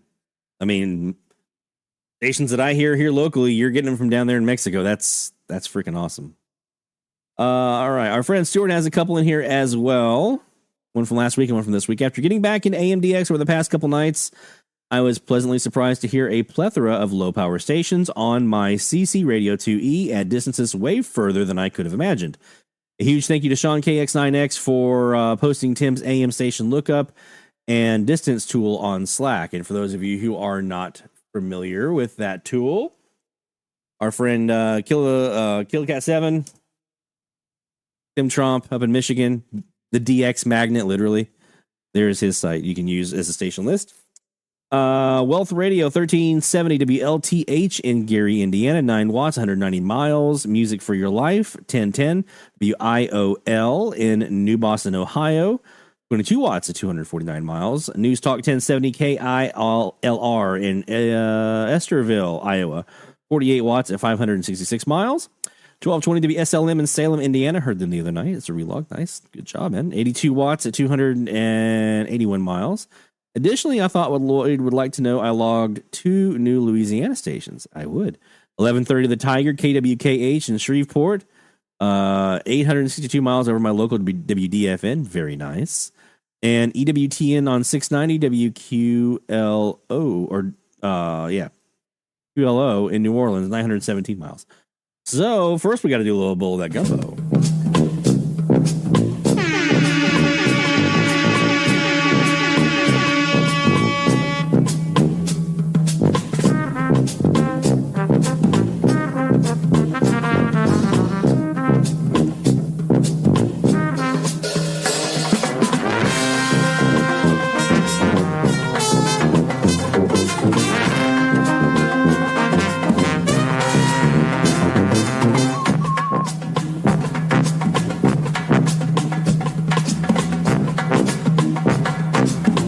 Done, man. We also have some more in here for you. Had amazing success recently on the AM side with my CC Radio 2E, hitting 4 goals in 1 week. Oh, man. Started on Saturday night when Tim on the west side of the state, that's Michigan, by the way, reported several Pacific Northwest stations on the Slack channel. I decided to tune my radio to 1550, and lo and behold, received ethnic South Asian talk on KRPI in Ferndale, Washington. Clip is attached. Confirmed via their live stream. This catch gave me a new distance record of 1,909 miles and my goal of getting the West Coast a reality. My man. So that would be, new state. Yeah. I next wanted to aim for specific states, so I chose to go after South Carolina and Florida. Meanwhile, through the rest of the weekend, I racked up more distant, low-powered stations. The True Oldies Channel 1010 WPCN in Stevens Point, Wisconsin, 10 watts at 332 miles. 1440 The Eagle WZYX in Cowan, Tennessee, 66 watts at 506 miles. They get out pretty well. Real Country 95.7 and 1360 WFLW in Monticello, Kentucky, 20 watts at 381 miles. Other great catches includes 730 XEX in Mexico City, 1,819 miles. La Unica 1680 WTTM in Lindenwold, New Jersey, 484 miles, new state. Man, that's one I want bad. I want that one bad. 1300 The Bet, WJZ in Baltimore, 417 miles. That's also a new state. By Tuesday night, notice that I was getting a Spanish station on 800 over top of my local CKLW. I was mistaking it for XCROK, not knowing that they've been silent for years. I think so, right? I think, were they the ones last year that was in there and all messy, nasty Mexico Mike? I can't remember if that was them or not.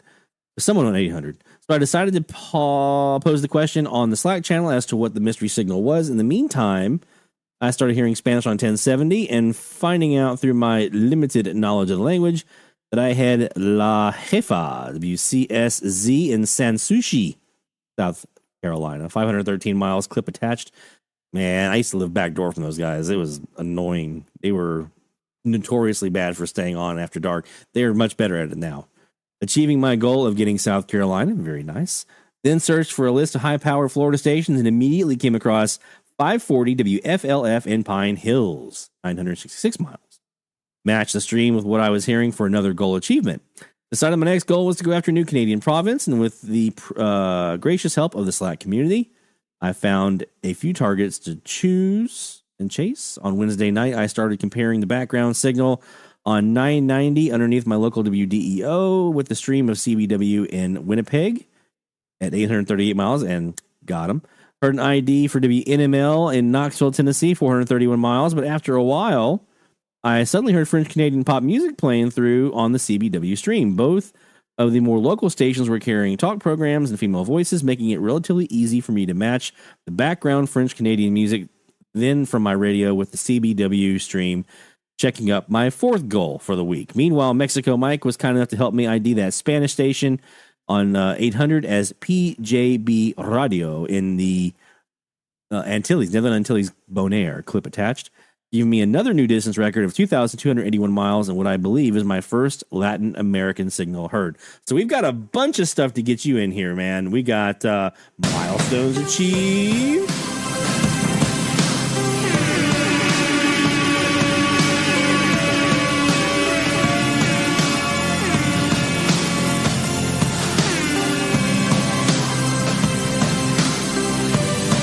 Mexico Mike, all it takes is that one station that you're interfering with to be like, wait a minute. Like, let's say WWL is sitting there on 870 and that station up in Oklahoma decides, I'm not going to turn that off now. Is it W or KFEO, I think is their call sign? Or maybe they're in Texas. One of those, yeah. All it takes is them coming in here in New Orleans and the FCC gets a phone call from a station like WWL and now some of your lower powered or like regional channel stuff, maybe if they interfere with someone, maybe. But you get a big gun like that complaining, that they do take that seriously. That I know. Goals were also met by our friend Stuart up in Michigan.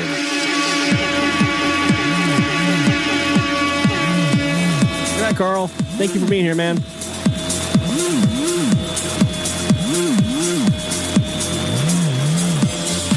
You got a new Latin American station.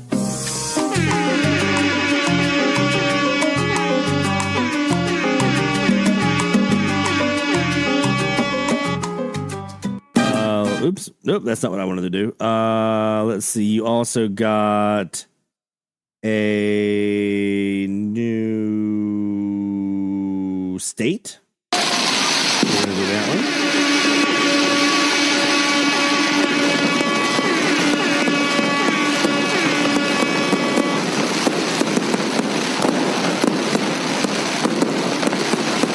You got new logs.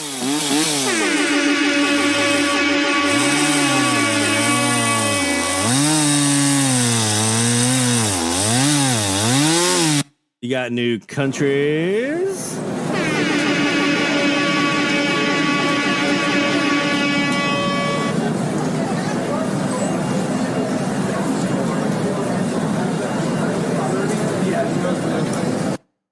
We're not done, though, because you all know what time it is now. Ladies and gentlemen, please move your hats, stand at attention, and Berta.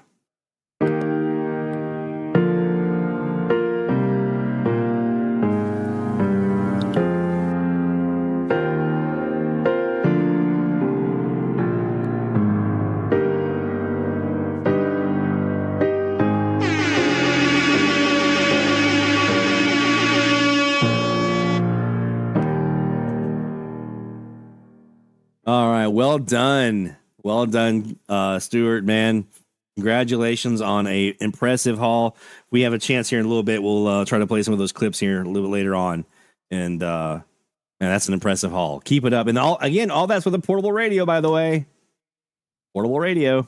That just shows you what you can get. You can do great things with a smaller radio. It doesn't have to be the big gun SDRs. You can do that. Oh, he also did have, I forgot. You know what? I forgot one. WPCN Stevens Point in Wisconsin.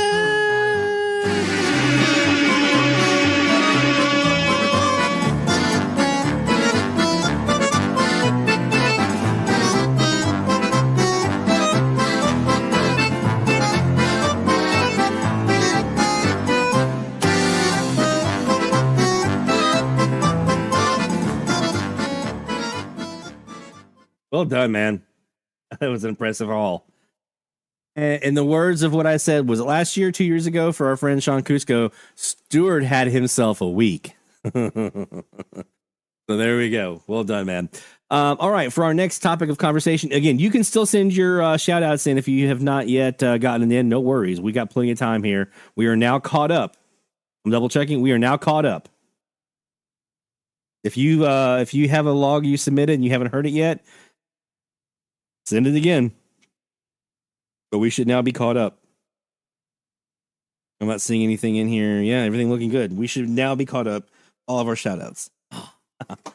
Feel better. Feel much, much better. Didn't like being backed up on shout-outs. Let's talk about SDRs. So this is a question that I got recently.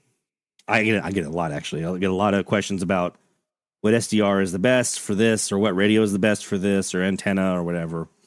And it's a common question you see a lot in general in social media on any kind of DX, AM, FM, shortwave, ham radio. It doesn't matter. Everyone wants to know what's the.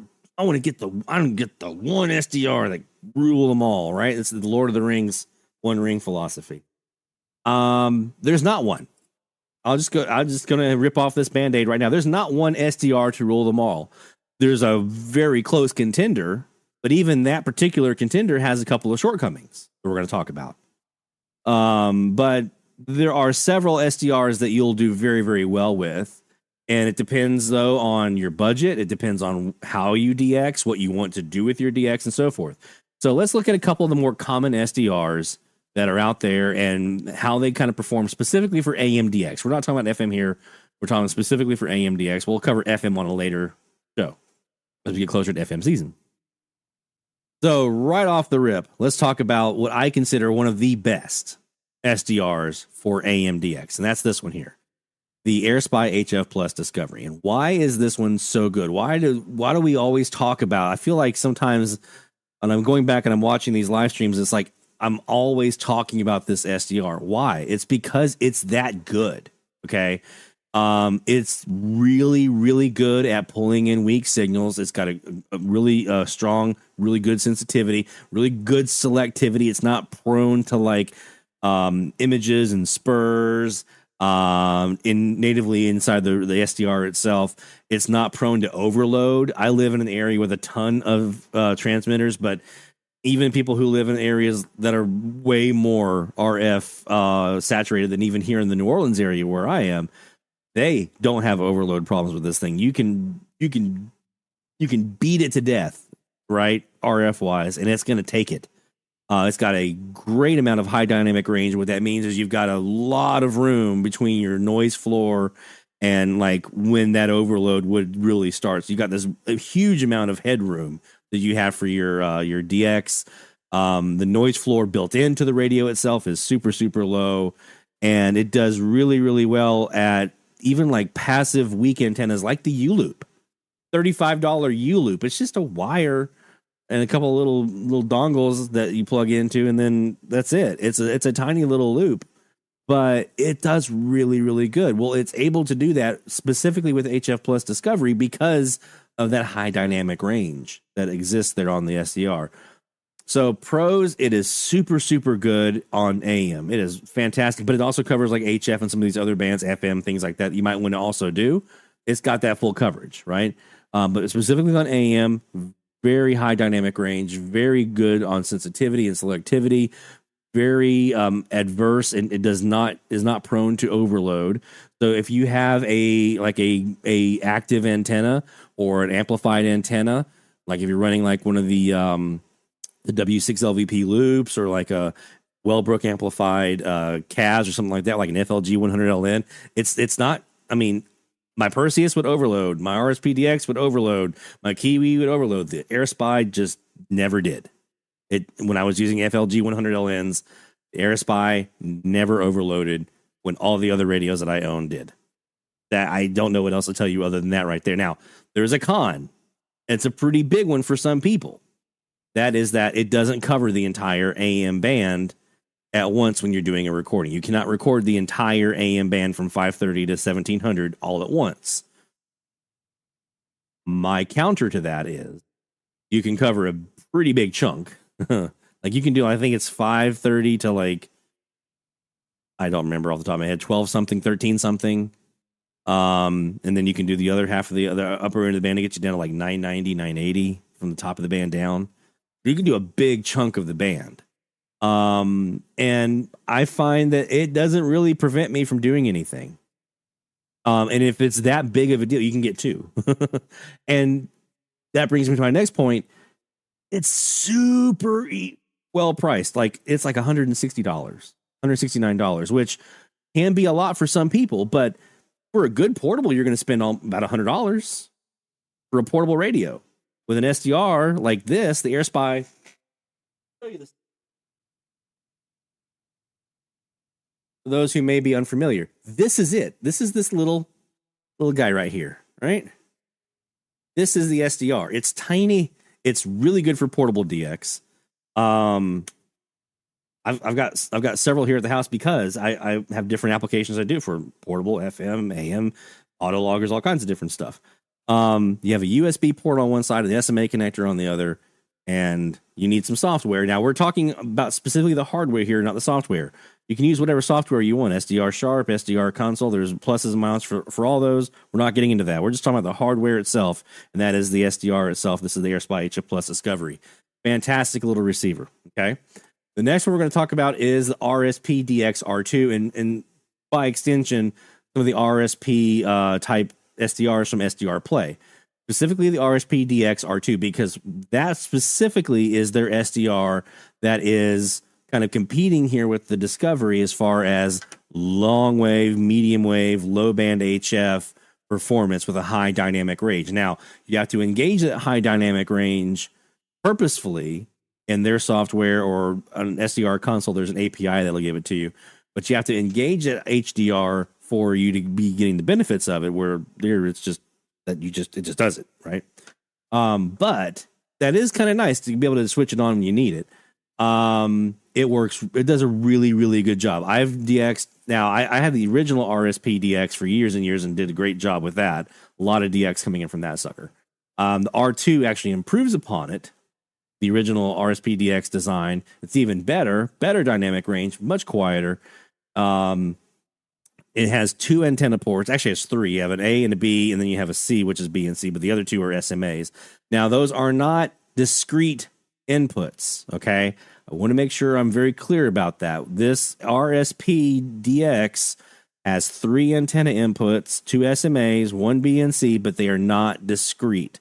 So what I mean by that is they're not independent channels. So you can't say, I'm going to plug in two antennas and record everything on antenna A and antenna B at the same time. It's whatever one you're engaged in, that's what you're getting. So if you're on B, you're getting B. If you're on A, you're getting A. You can't do those separate. There's another SDR if you want to do that. We're going to talk about that in a second. But specifically for the R2 here, it's you select which antenna you're going to work off of, but it does really, really good at AM. It does pretty good at FM, I think, overall. Yeah, it's pretty good at FM. And it's great at HF as well. So if you're looking for, again, a nice broad coverage receiver, the R2 is fantastic. If you put a gun to my head and say, okay, Lloyd, which of these SDRs are you going to choose, the HF Plus Discovery or the R2? I'm going to choose the Discovery. It's cheaper, not a considerable amount, but like $40 or whatever. I'm going to choose the AirSpy because I don't have to adjust the gain. The RSP DX R2s and these other SDR Play SDRs, I have to purposely back down the gain to prevent like overload and stuff. I don't have to do that here. It just works. So especially someone who's a little bit newer and just wants to get in there and just play and have a go at the DX, it just works, right? The R2 is fantastic, though. You can use SDR Connect. You can use SDR Uno software, SDR Console, HD SDR. It does a really good job. And you do have the entire AM band coverage on that one SDR. You get the entire thing. You can go up to like 10 megahertz. You can get like half the FM band. Probably going to be peaking out at 6 to 8 megahertz, depending on your PC. But you can get pretty good on that. as far as your bandwidth for like FM and stuff, but AM, you can do the entire AM band, no problem. You get a 2 megahertz swath. You're getting a little bit outside of the band even. It's going to work great. Okay. There's a couple of other RSP or SDR play SDRs here that I want to talk about. One of them is the Duo. So I talked about how the R2 has those multiple antenna inputs, but they're not discrete independent channels. The Duo does. You have 2 antenna inputs, both SMAs you see right here on the screen here. And those are discrete independent channels. So I can hook up, for instance, on FM, I do this all the time, my Yagi and an omnidirectional. And so on one I got the Yagi, one on the Omni on the other, and I can record those independently. Now you have to use special software to record that independently, but you can do that. Conversely, for FM, as an example, if you use SDR Connect software or SDR Uno software, you can use those 2 independent channels to do phasing live, right? So when you're live DXing, you have software phasing that you can do with the RSP Duo using those 2 independent antennas. You can't do recorded phasing if you're using the SDR Play software, either the Connect or the Uno. You can with a combination of like LinRad. You can do it in there. You can also do LinRad and WaveView DX. I haven't gone down that road. That's coming soon. I'm hoping I'm going to start kind of dabbling my toes in that. But there is more flexibility here. If phasing is important to you and you want to have like software enabled phasing for you to do, there's some different options you can explore utilizing the Duo. Now, is it as good at AM as, say, the RSP DX? No, it is not. Is it prone to overload? Yeah, it is, especially on the AM side. I use this more for FM, but I do want to spend some time with it on the AM because I know folks like Jeff Immel, he has some great success with it. Rick has got some success that he's had with it. Rick Knuth, Knuth. I always get his last name wrong. And a couple other folks that are using the RSP Duo very successfully to record the independent channels and then do phasing after the fact in either LinRad or WaveView DX or whatever. So I do want to go down that road. I have to date really mostly used this as an FM machine. So I'm not going to be equipped to tell you how good it is at AM with those phasing capabilities. But folks like Jeff and some of the others, they live and swear by it. So I take their word on that. And I take that very seriously because they're phenomenal DXers and I trust their judgment. So is it as good as an RSP DX by itself? No, but you can do some things there you can't do elsewhere. So there's kind of your benefit. A lot of folks talk about the Perseus still. It's been out since like the 2000s, like mid 2000s. Why is it still there? Why is it still so important? Because it does a really good job. Is it worth $950? I don't know. I mean, there was a time recently when it was a little bit cheaper than that. Ham radio outlets where I would recommend you go to buy it. But maybe it's because they just have a very low stock on them right now. It's still a very good SDR. And I'm talking about the original Perseus, not the Perseus 22 they have now. It's like $2,800. How about this one? You get the full band on this one, full AM band. It's performance. I put it right there equal with the AirSpy as far as like sensitivity and selectivity. Now it's more prone to overload than the AirSpy is. Okay. I've had to back off and use attenuation, like 10, 20 dB of attenuation at times with this thing. And it's the software that you can use an SDR console. You can use it in the Perseus software that's native for it. And there's the Jaguar software that so many of us love and swear by, and it is amazing software.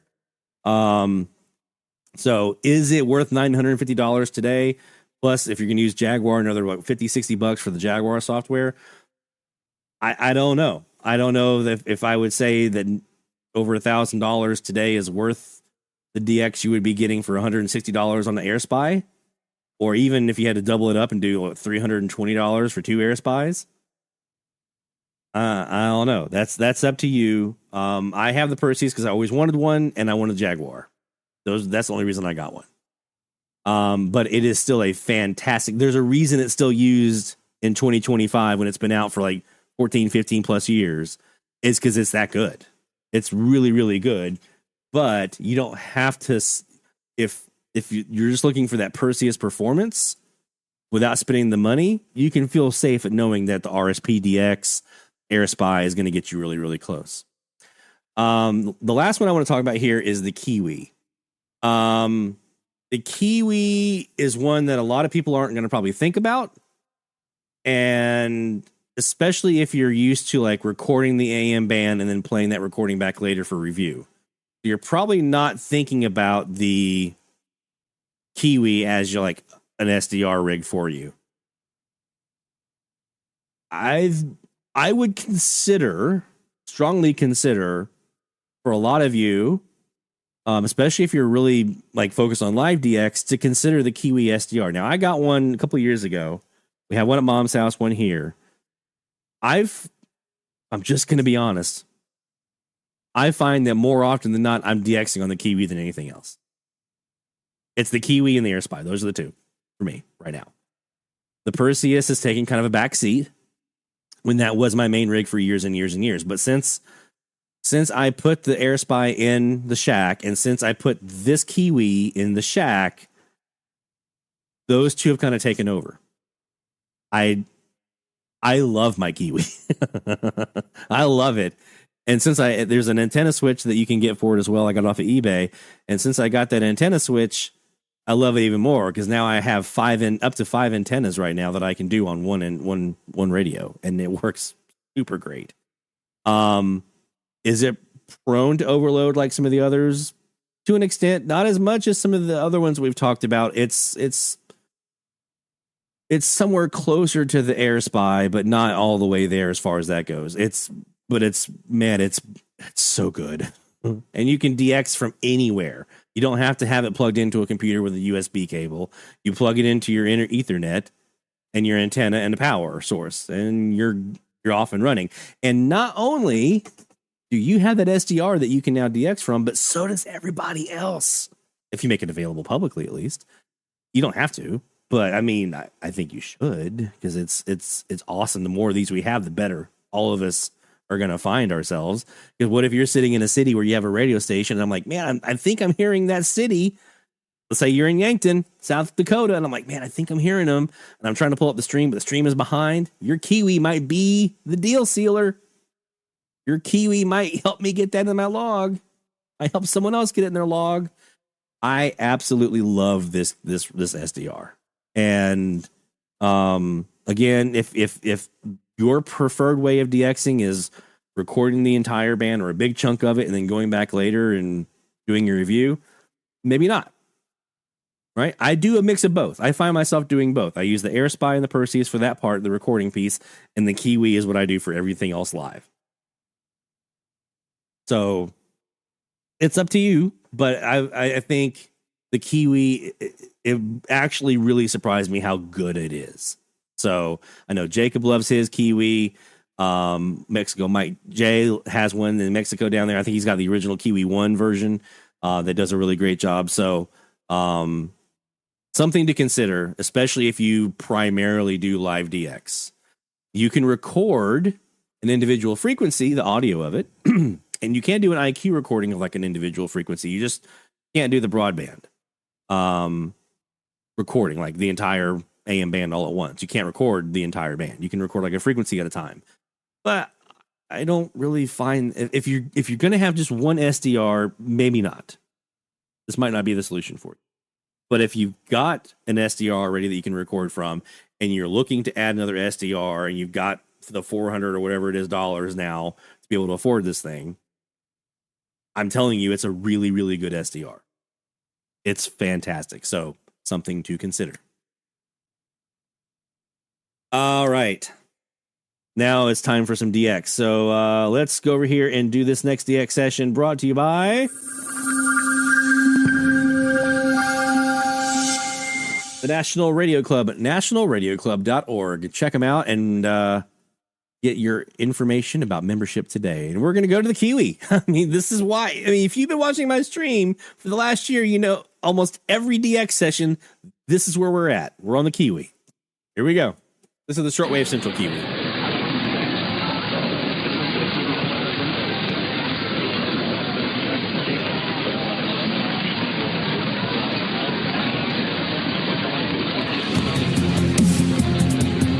DX Central Live Top of the Hour Alert.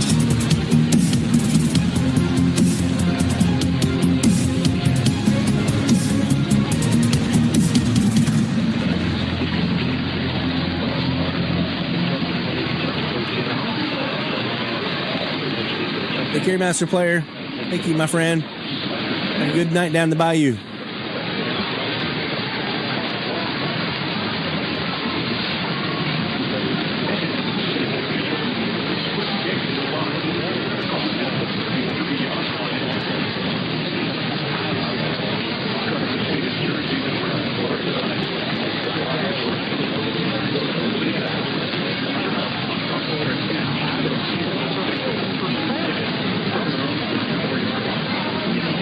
We're going mic off.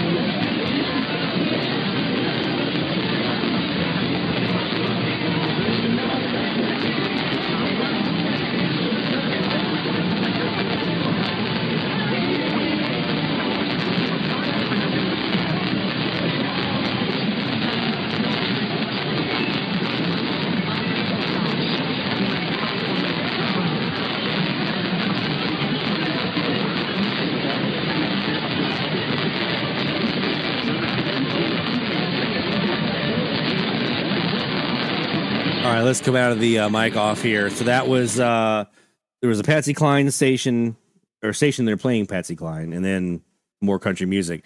I'm pretty sure that's KGAF in Gainesville, Texas. I'm pretty sure. I heard an A and a K and a couple other letters. I'm pretty sure that's who that is, but I'm not 100%. But I'm pretty sure that would be a relog. I've heard them before. Now, the other one that I thought it could also be, which would not be a relog, it would be brand new, and I would love it if it was, is KAMI in Cozad, Nebraska, but they're supposed to be 17 watts right now, and even when they're not, they're a kilowatt. So I kind of doubt it. I'm like fairly certain that it's KGAF in Gainesville because they're pretty common. Or is it KWED? Sorry, Seguin, Texas. Seguin. I know how to say things. Seguin, real country. Seguin, Texas. That's who I think it is. All right.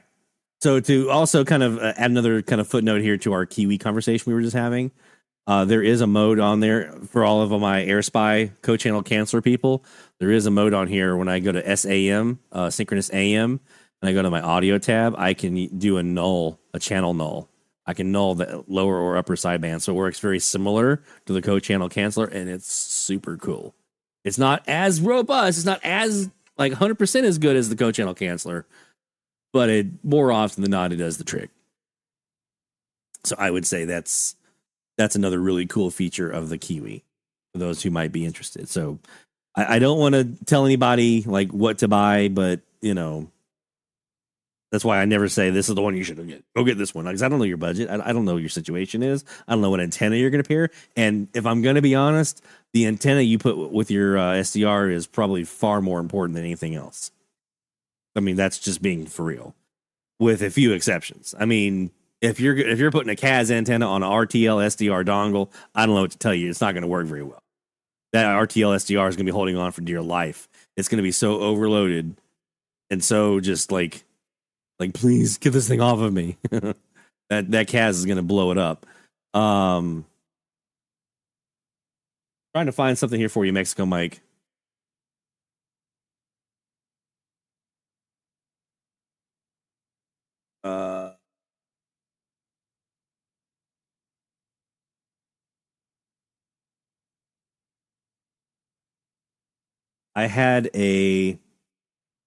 I'll look it up. I'll look for this and I'll send it to you on Slack.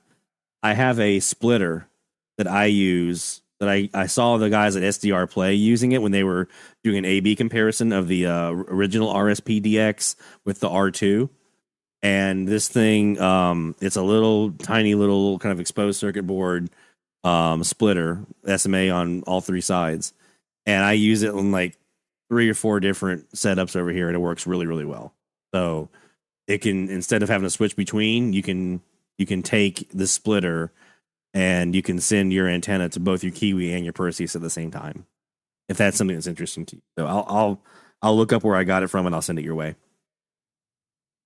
So, okay. So we talked about logging. We talked about Google Suite. And again, I'll be working on a video here soon about this in more detail, probably again, a series talking about the basics of how to do it, to set up the form and then get that into your Google Sheets and start feeding data over. And then we'll do a separate one that talks about, okay, let's do all the analysis and the building of the pivot tables and the formulas and all that kind of stuff. And then probably another one that talks about building out the Google site part of it and how to do all that and put all that into a web page so you have this online logbook. We'll do a series on that. We talked about our new DX Central Live website, our archive. Go to dxcentrallive.com. You can check our full archive out. We'll be continuing to add those show notes as we go along. We talked about the new Patreon. So if you want to be a patron, there's no pressure here. I'm not twisting your arm. If you want to do it, awesome. Just know that every dime that you support us with goes right back into our DX Central effort. So whatever you're bringing in, this is not Lloyd sitting back in a lawn chair on a beach somewhere, smoking a cigar and having a drink. That's not what this money is for. I have a job for that kind of stuff. This is to pay for web hosting and domains and CapCut and these other video and audio editors that I'm using and some of the different services that I use for like music and voices and all this other kind of stuff, like all the little subscriptions that we have to pay for on a monthly and annual basis. That's what this stuff is going for. And the more that we have paid, not out of our pocket, but through you guys, that means we're going to take that money instead and now put it right back. Instead of working out for those, we're going to take that same amount of money and put it right back into the channel. So now we can, for instance, for 2 of our tiers in the in Patreon, we're going to be doing these live streams, right? And you'll be able to actually join in on Zoom. So we're paying for a Zoom subscription now. So, but we're able to do that because of the support you guys have already given us. So you'll be able to actually zoom in on those live streams and DX alongside with us. And like we can sit there and chit chat about DX live. I can't wait. It's going to be awesome. We'll also do master classes, Zoom master classes. Like I'm thinking Linrad, right? Let's do a Linrad master class. Or even screw the master class. Let's start with the basics. Teach me how to do it. And then we'll do the master class later, right? Or Jaguar class. We can do something like that as well on Zoom. So just go over to patreon.com/DX Central and whatever you feel comfortable with, go for it. I'm agnostic on that. We talked about SDRs for AM DX, and that's going to be another video series that we do, is which the best SDR for AM, FM, whatever. We talked about the new frequency challenge. The challenge page is up, and we talked about GRAYLINE and how to kind of do your research on that to know when you might have a good path between you and some stations that maybe you don't have in your logbook. And this goes back to that logbook analysis. If you know where you have some gaps, either frequency wise, and then you look at the stations on that frequency, and you're like, ooh, there's a South Dakota station I'd like to go after. Or maybe it's a state or direction that you're not really, have not really done a lot of focus on. You can identify that and then use this GRAYLINE enhancement to help you get some of that stuff, perhaps. So something to think about. We finally got caught up on the shout outs. So I love that. So we'll start off fresh next week. Yeah, I think that's it. We'll have some more History of DX podcast series coming up here. I'm already, like I said, doing some research and scripting on the next episode. And we're also going to be doing another DX 101 episode here pretty soon as well, that we're now doing some research and scripting on right now as well, which will dive into some pretty cool topics on the things that don't require visuals. We can do that as a podcast as well. So excited about that. Have we covered everything? I think we have. I think that's all the stuff that we have going on right now. Now we've got the DX Central Live website up and running and redesigned. The next thing is the main website. DXCentralOnline.com is about to get a big makeover. I'm talking a big makeover. We're going to split some of that stuff off that's on there now. We're going to split that off into another domain. And that'll be kind of like the one that's there now will be kind of like the hub for everything. So you don't have to remember all the websites and all the different stuff. It'll be one website you go to that has everything on it. So you'll be able to get to all of our stuff on one site. But if you do want to specialize, like we're going to have one just for FMDX. It's a website for just FMDX. Everything, the whole kitchen sink about FMDX will be on one website. We'll have one for AM. So we're going to split some of that stuff off though, but you'll also be able to get to it all from one location. So that's going to be a big project. I've been putting that one off for a while, but it needs to be done. So you'll be hearing more about that as we go along. I think that's it. I think that's everything I've got for tonight. Unless you guys have anything else you want to talk about in the chat. It's Halloween. I'm avoiding trick-or-treaters right now because they've been out and about. So I have to go to the store, but I'm avoiding the trick-or-treaters. So I'm going to hang out for a bit before I don't want to go outside and then like, I knew you were home. Where's my candy? I'm not sharing. Here. GRAYLINE. 45 minutes before and after your local sunrise and sunset. This is going to be fun. Okay. We'll talk about it in the Slack. We'll compare notes about what we're hearing. But, I will say this for those of you who are still around, you may want to point your antennas, at least for the next day or two, out west, unless you're already out west, then, but folks to the east, like central part of the country and east, you may want to point things to the west, northwest, southwest, west, just out that direction. Between now and like Sunday, that might help you out in your GRAYLINE stuff and in general, because conditions have been really good in that direction. So that's why we have our antennas pointed in northwest right now. All right. That's gonna do it for tonight, my friends. Thank you so much for being here for our sponsors. National Radio Club, nationalradioclub.org, the Spectrum Monitor Magazine, thespectrummonitor.com, and the International Radio Club of America, irconline.org. Thank you to all of our sponsors for supporting the work that we do here at DX Central, and thank you for your support, whether you're a patron. We definitely appreciate you guys who have already signed up as a patron. And for anyone else who just comes and hangs out in the chat, or even if you just sit and watch, your numbers are helping. Believe it or not, even if you just sit and watch, you never say anything in the chat, that's cool. I'm not expecting you to, but you just know this, you're helping out. You are helping out just by watching, and I appreciate that. So thank you from the bottom of my heart for all the support you guys have given us here, and we'll continue to keep making it even better and better and better for you. And I promise, I'm saying this out loud as a promise, I know I've been slack on getting content out, like new videos and stuff on the channel. We're working on that. We had a couple things we had to get done first, but that's about to get ramped up big time. So stick with me. I promise you, we're going to get you some good content on the video side too. So take care, my friends. The best of DX73. We'll see you next week right here on DX Central Live. This has been the DX Central from the Static Podcast. If you are interested in sponsoring this podcast, let us know by emailing sponsors@fromthestatic.net.